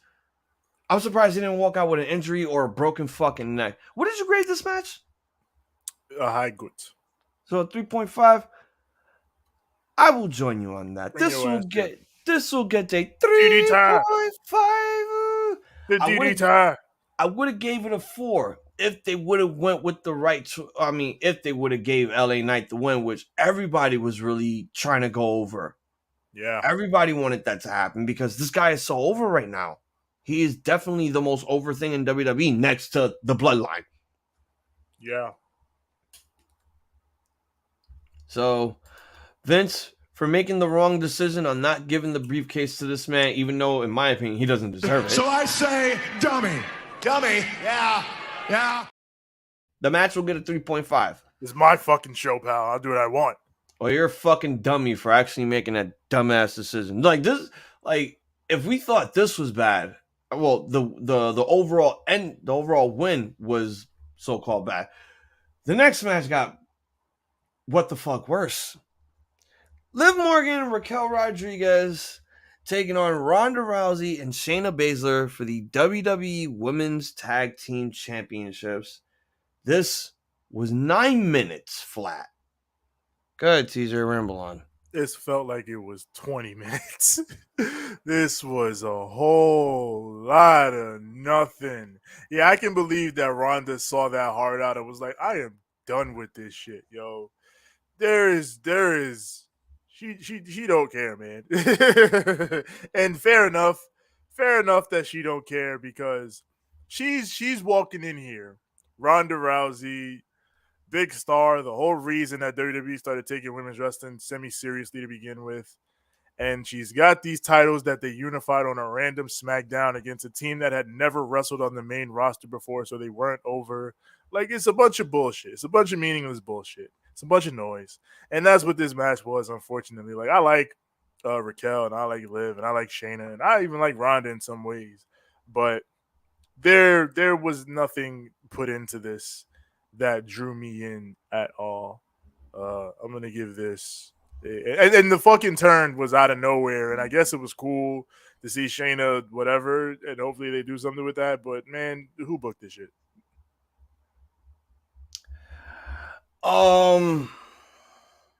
Broken man. Where are you? Oh my God, who the hell cares? This match was an absolute waste. The only thing that was interesting about this was the fucking turn. That was it. That was it. I just feel as if they added this for no reason. They wanted to just add more stuff onto the card, which, cool, whatever, but this was a wasted potential of a match. Just to give back the titles to the women that never lost it to begin with, all because Liv had to go out on kayfabe injury. The fuck out of here. Like, this was pathetic. This is one of the worst things I've ever seen. The turn was probably the best thing to ever happen because it's like, okay, how long until these two women turn on each other and they start wrestling? And when Shayna did it, I'm like, you know what? This is way better because if Ronda would have did it, everybody would have hated it. Everybody definitely would have hated it. And Ronda's about to leave the WWE because, again, the women are not being utilized in the company. They're not making the tag team division feel legitimate and an actual, division. And Ronda's trying to do something about that, and they're not doing nothing, so she's leaving. So yeah. I'll give this match a knout because it just made no sense for this to happen to begin with. It was just one of those that's like, we'll throw you guys in here because here, women, damn, get on the card. Here, shorty, damn. Gunther taking on Matt Riddle for the Intercontinental Championship. This was 7 minutes and 45 seconds. Go ahead, TJ Ramblon. Yeah, so like I said earlier, if you had ever watched Walter and Matt Riddle wrestle, before their WWE lives, then you may have placed an expectation on this match based on those matches, and kind of had a hope that it would have been a banger of sorts. This wasn't that. This was Gunther getting his shit off, and WWE making him look as strong as they possibly can at this point, which I mean is fine. But again, if your expectations were something different, then you probably were disappointed. I mean, this was fine, but again, this was mostly Gunther getting his shit off and getting to look strong in there. Like this was really a decent little Raw match. This wasn't anything pay-per-view worthy. So yeah, I'm gonna give it a high bet. Like you said, if you were to watch these two men before their WWE run, if you would have watched them on WXW in Germany, Progress when they were going after the heavyweight title, the Atlas title, even like in PWG or some of those areas, like they've had really great matches. They've had hard-hitting matches that told stories. This was not one of them. This was basically, we need Matt Riddle to be in this match because they have nothing for him, and they're trying to make Gunther this big powerhouse of a champion. And to make matters even worse, just watching Raw, this shit is not over. I don't think this shit is going to be over. Aubrey. This was the shortest match on the card, and that was embarrassing. This was like, if I'm expecting one thing out of Gunther, it's not even just him getting a 5-star match. It's just him having the match with this Intercontinental Championship. This was not it. This was just, okay, your ankle's fucked up. We're going to work on that because the only thing that's more important here was the return of Drew McIntyre, which got the biggest pop ever. Yeah. But again, it didn't mean nothing. It didn't mean anything because Walter just had a match. And Walter's not the type of guy that would end his matches abruptly within 7 minutes. Like, he beat him with a fucking half crab. I'm like, what? I'm like, no way. I understand that Riddle is trying to sell the injury, but this had no story.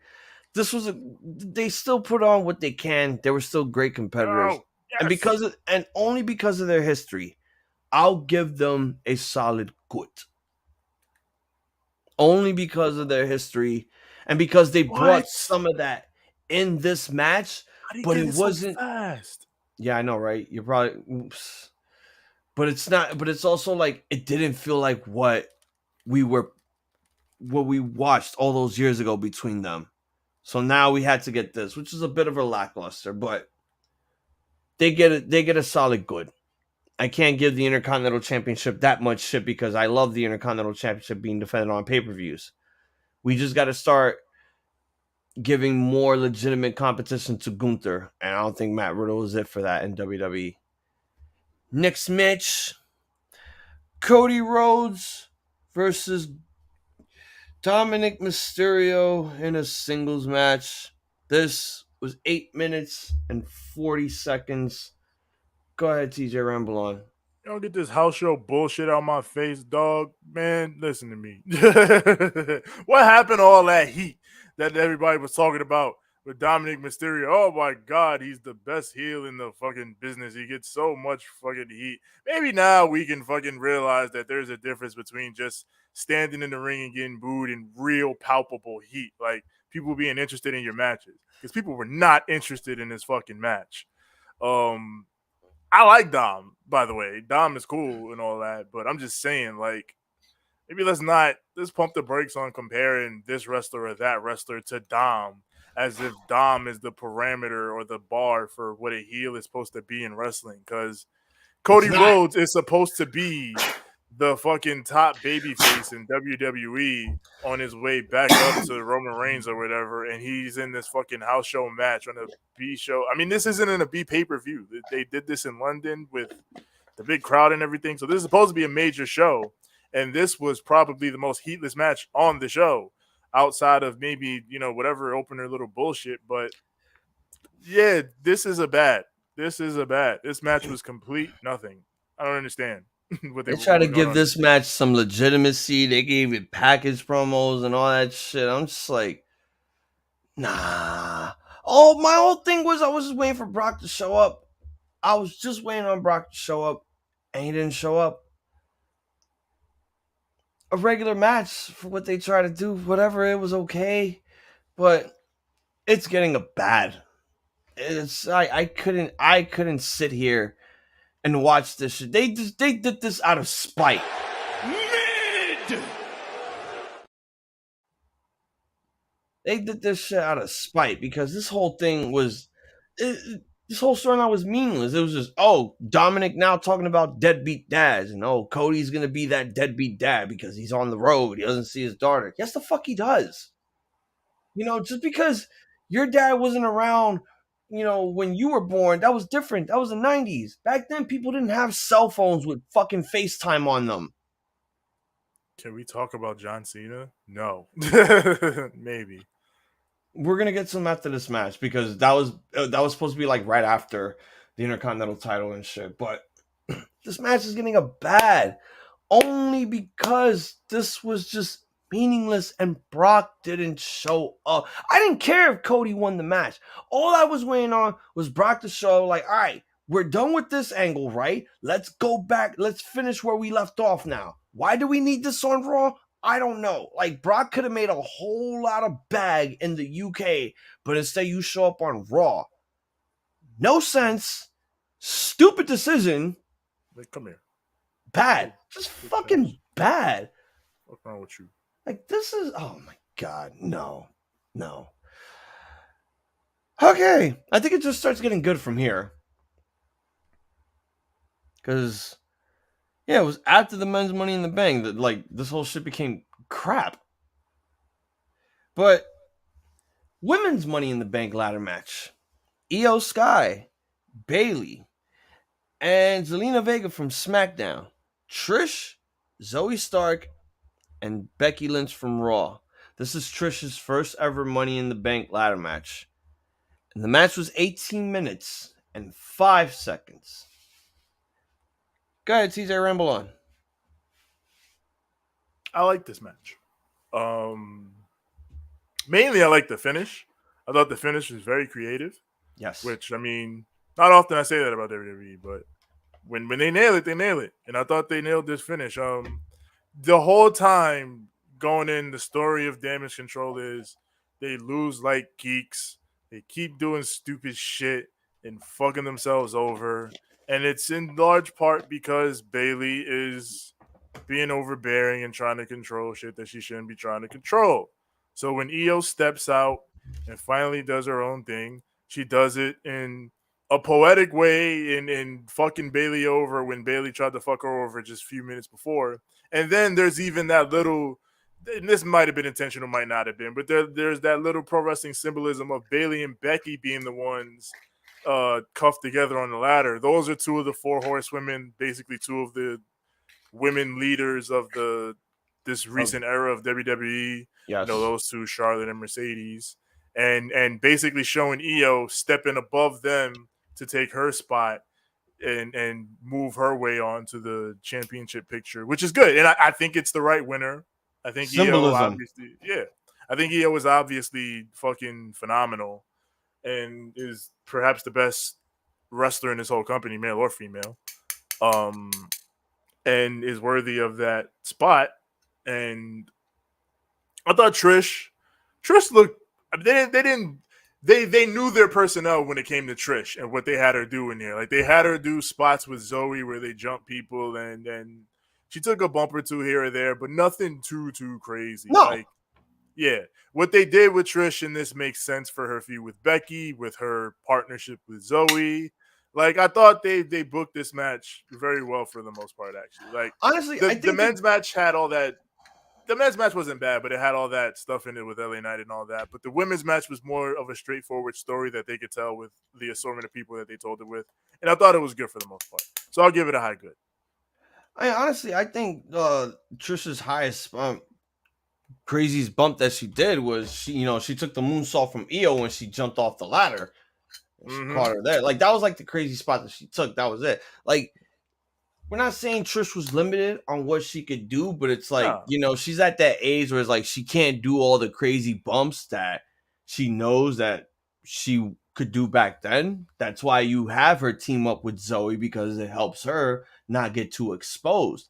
That's why I enjoyed Trish doing what she can with all of the women here. Like she became a little bridge for Zelina Vega to hop over onto the other ladder.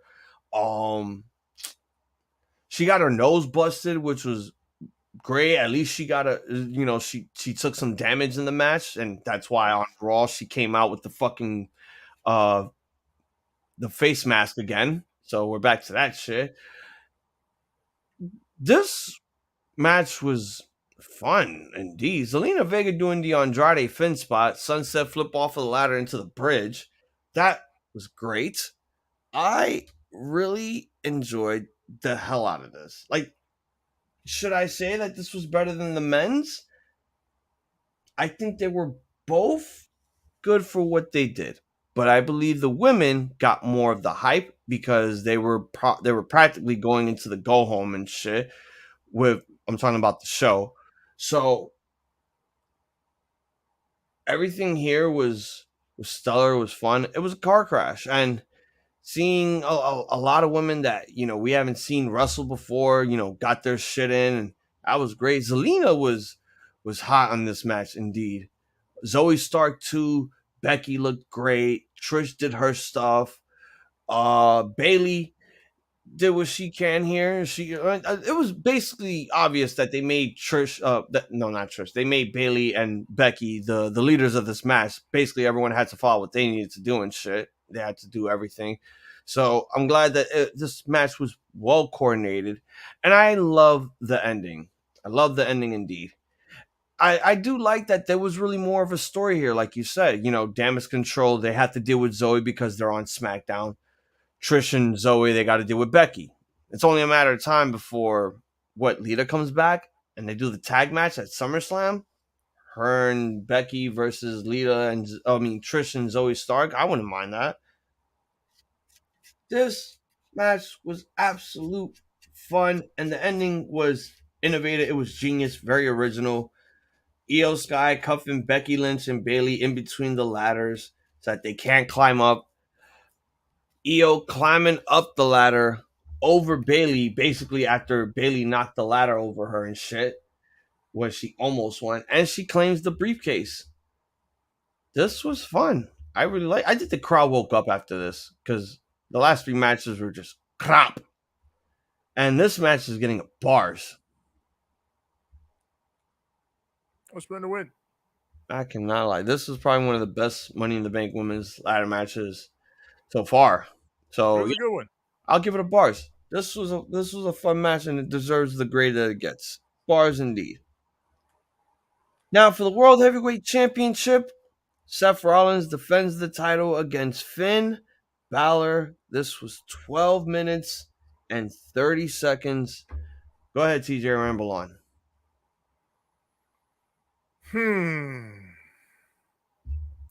I'm going to be real.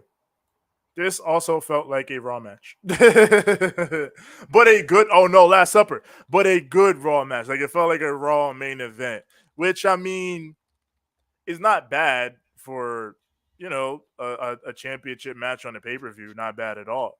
And I'm not denigrating the match in any way by saying that, but there was an extra something that is lacking in a match that you want to say is for a world title.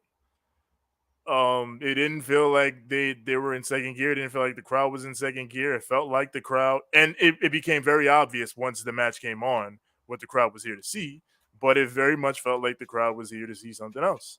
And this was just kind of there in that moment. Like, we had the drama with Damian and him potentially cashing in and popping in and out of the match, and that leading to some drama. And if you care about what's going on Raw, then I guess that's a good hook.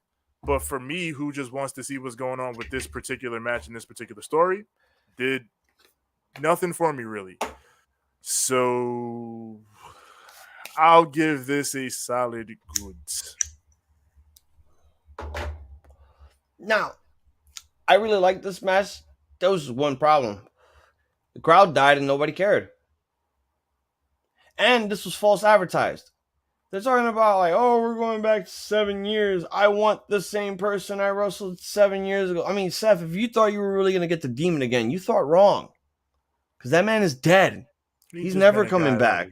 That was good. It originally took you to almost kill him. You wounded him. Everybody else killed him. So you basically made the Demon damaged goods for everyone. Congratulations, Seth. You are responsible for getting this character killed. I wouldn't say that. How the hell did he... All right. This crowd was already tired after the women's Money in the Bank ladder match. And I think they were already getting tired after singing Seth Rollins' theme song for 3 minutes straight. After we watched the show again, they were doing it for 3 minutes. I'm like, bro, save your energy, man. Like, you doing all that now I can understand why you guys didn't give them that much of a pop. It felt lackluster, and it felt meaningless. Absolutely meaningless for them to do all this. Like, this match could have been fuck you, man. Way more than what they were trying to pull here. Like, this could have been a great World Heavyweight title match. We could have had this belt be utilized more instead of it being what they did when they had Damian Priest show up, try to tease friction in the Judgment Day because, on Raw, him and Seth had a match for the world title. Finn Balor showed up and cost him the match, and now Damian Priest is returning the favor and costing Finn Balor his match at the world title. That's stupid, but I mean, if it's for story purposes, fine.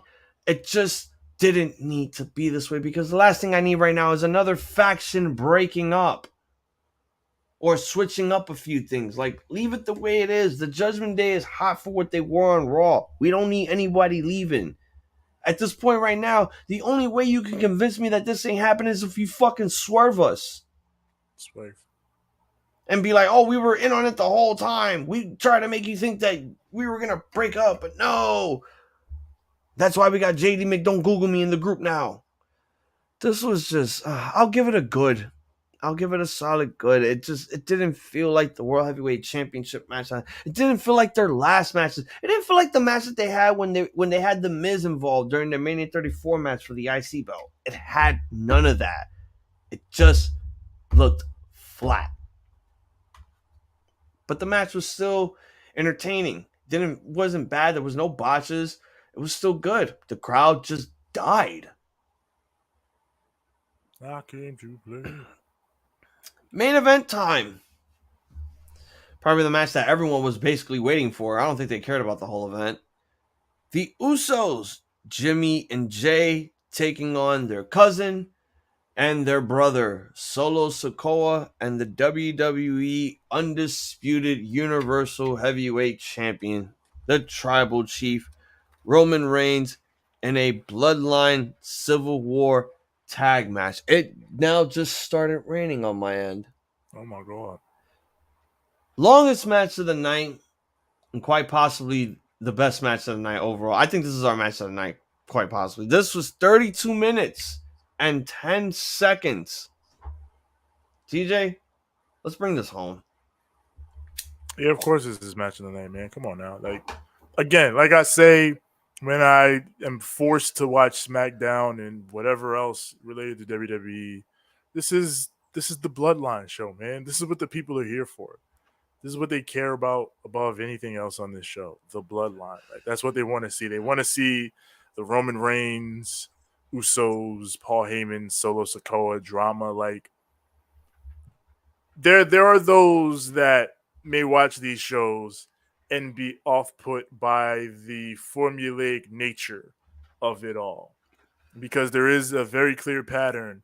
If you watch enough of these, you can pick up with any fucking Roman Reigns match. But the character and the story and all the elements involved are so over with the fan base. Like, we may give WWE jokes and shit about not giving people what they want, but when it comes to this, they've got it. Because I mean, it works as a double-edged sword. Because I mean, they can do whatever they want with this, and the people are good with it because they just fuck with the Bloodline so much. But they're dishing it out, and the people are happily taking it. And this was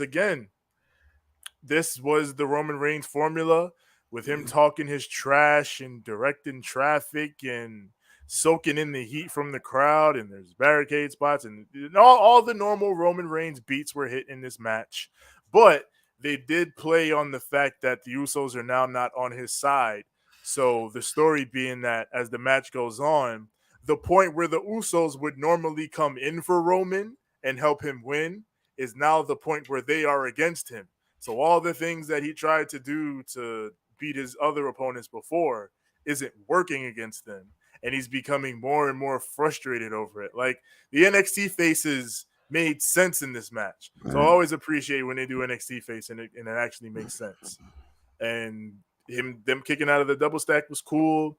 And then them coming down, and actually, I thought for sure if the Usos did win this match, they'd pin Solo, not Roman. But they went full hog and pinned Roman, which, I mean, I agree with that decision. That's the decision you should make. Like, if anybody should be pinning this nigga at this point, it should be one of them, right? They've been in the story for the longest with him. So, yeah, a great story payoff for this chapter of the Bloodline saga. I guess there's always going to be more to come because it's their best story. I like this. I enjoyed watching this a lot. Like, again, formula be damned. When the drama hits, it hits, and I, for the most part, enjoyed watching this. So I'm going to give it a high goods. I do think this was the match of the night, yes. So just under a bar is a high goods. Oh, my God. What a main event. What a main event took place here. This is definitely match of the night. I mean, look at what these guys have been doing. They've been making this 3 years in the making, 3.5. And this is still going on. It's still hot. Everyone is still enjoying this shit. Now the Civil War has begun, and the minute it happened, holy shit, were we on the edge of our seats here. First of all, we all picked Roman and Solo to win here because we didn't think that there was a chance in hell that the Usos were going to win. But logically, I think we all could have thought maybe to ourselves, all right, storyline-wise, they're going to give it to the Usos. And you were right on this. Maybe Solo will be the one eating the pin.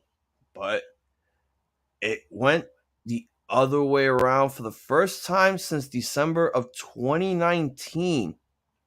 2019, the last person to beat him was Baron fucking Corbin. That's a stat. Young Wolf picked Usos. He did. And if I remember correctly, Baron Corbin was still king. So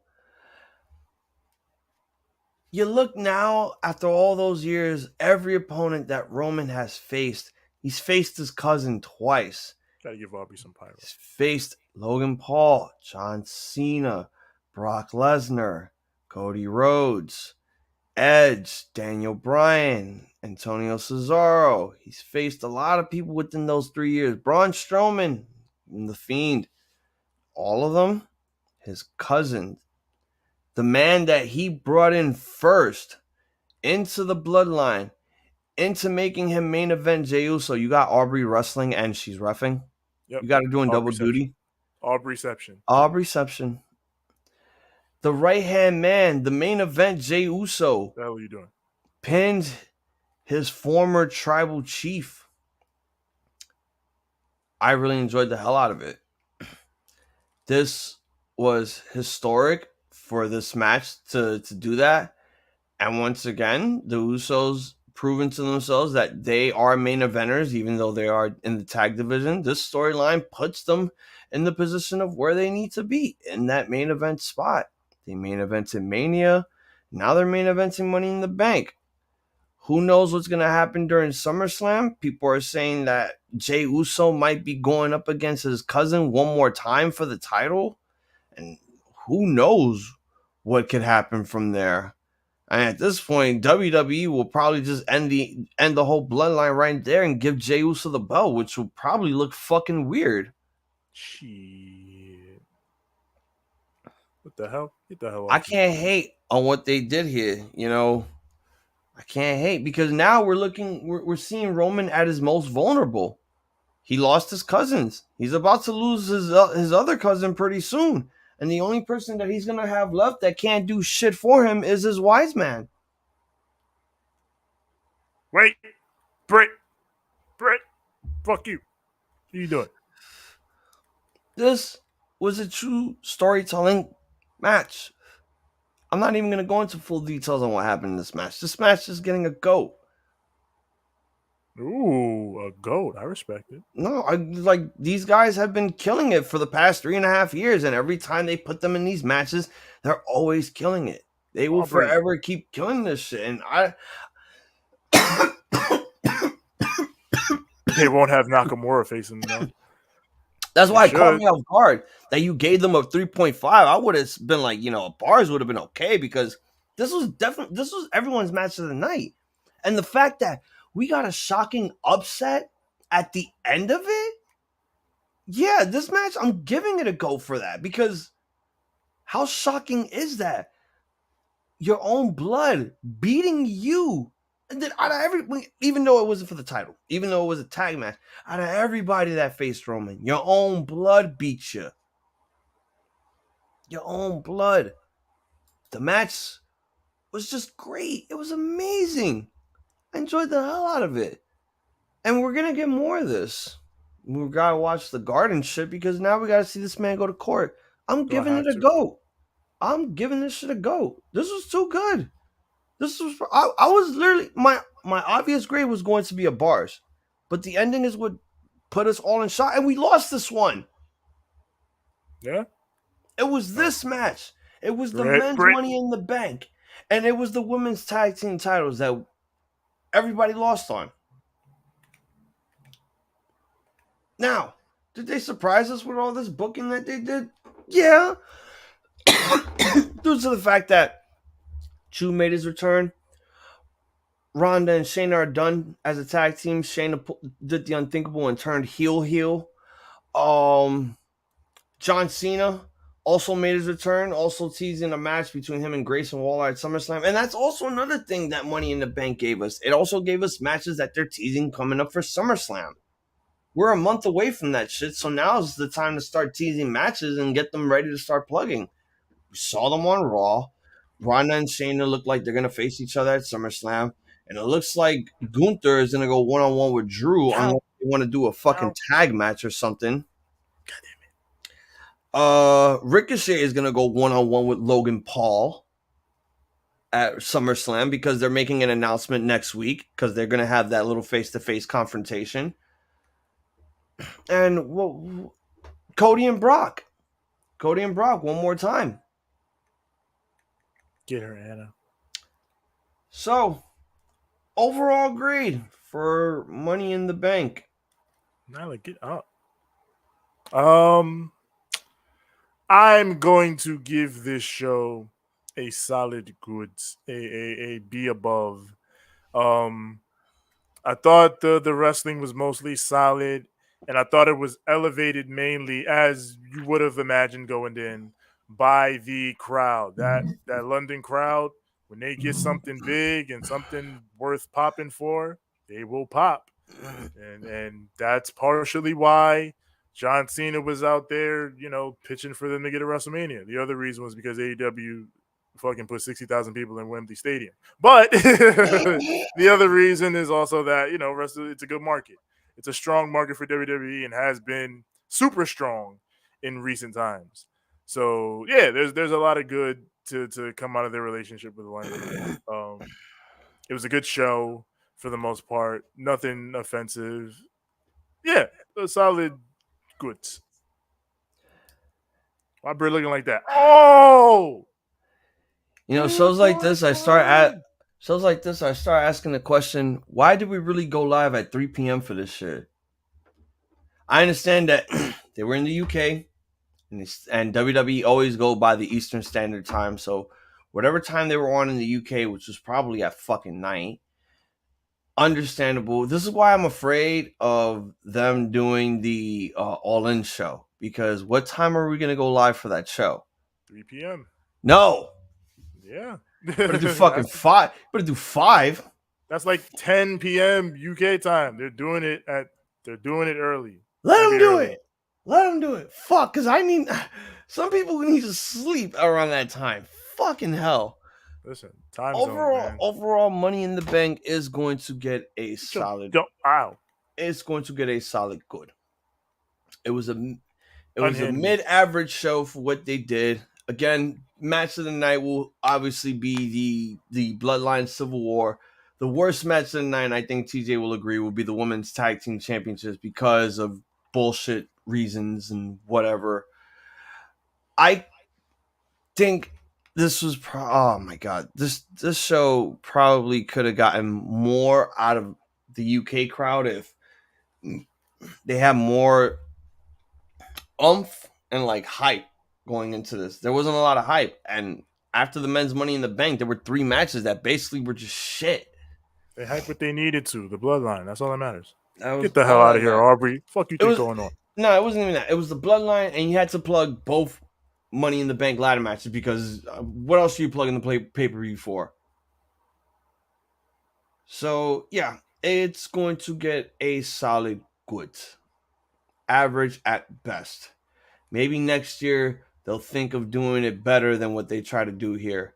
Again, I'm not going to complain for what they did. They gave us some surprises like the return of Cena. Oh, another one. Cena versus Grayson Waller at SummerSlam. If they do it, I don't know for sure. I could be saying all this stuff now, and then maybe 4 out of the 5 stuff that I predicted going into SummerSlam might not happen because Cena did say that he was done with wrestling. But never say never with Cena, because how the fuck did he randomly appear in UK? Vince called him like, these AEW sons of bitches have done so much numbers. We got to get in Wembley. Fuck. All of that just for him to cut a promo about, let's get WrestleMania in London. I'm like, you're only saying that because AEW is doing a show in Wembley, you assholes. Yeah, it's the nature of competition. That's the reason why you're on the show. You're trying to get people to forget about All In and try to get people thinking that, maybe WWE might finally do a Mania in the UK, which honestly, I'm all for it if they do it. I don't care. I mean, even if they don't do Mania in the UK, there is going to be a big WWE show at Wembley Stadium. I guarantee it. Maybe they'll do Wembley next year for SummerSlam. Who fucking knows? Like, don't think that WrestleMania has to be the only option. You got this show, right? So have that. You got Clash at the Castle probably coming up in September if we're gonna be doing that still. So just enjoy this. Like, the UK crowd is so fucking hot for wrestling. I don't see the big deal. I mean, let AEW get their stuff. Let them have their historic moment in the UK. WWE has been running that shit there for years. It's AEW's time.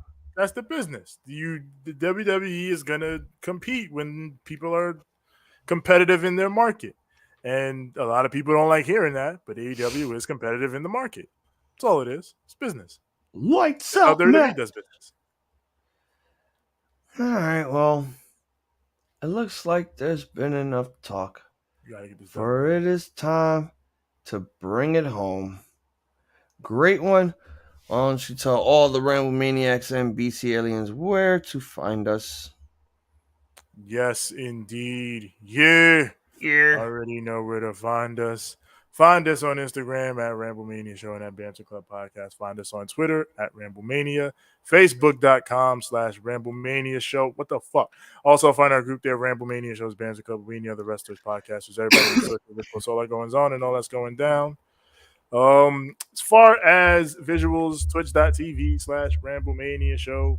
We are on Spotify video. We are on YouTube. Search Ramblemania Show or Banter Club. When you get here, like the videos, click subscribe, click the bell, so that when the new content drops, it'll go straight to you. As far as me personally, find me on Instagram at TJ the Great One. That's TJ the GR, the number 8, the number 1. And find me on Twitter at TJ the Great. That's TJ the GR, the number 8. It's as simple as that.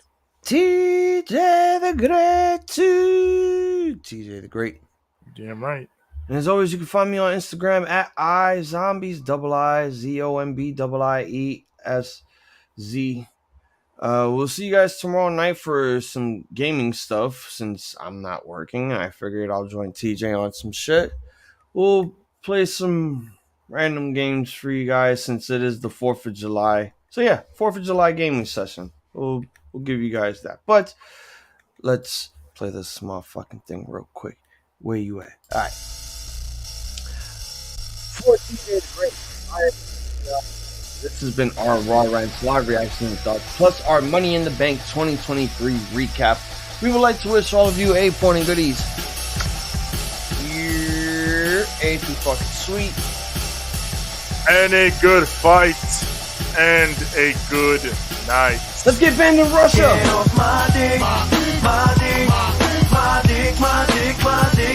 Where is that referee? He was trying to fuck on me.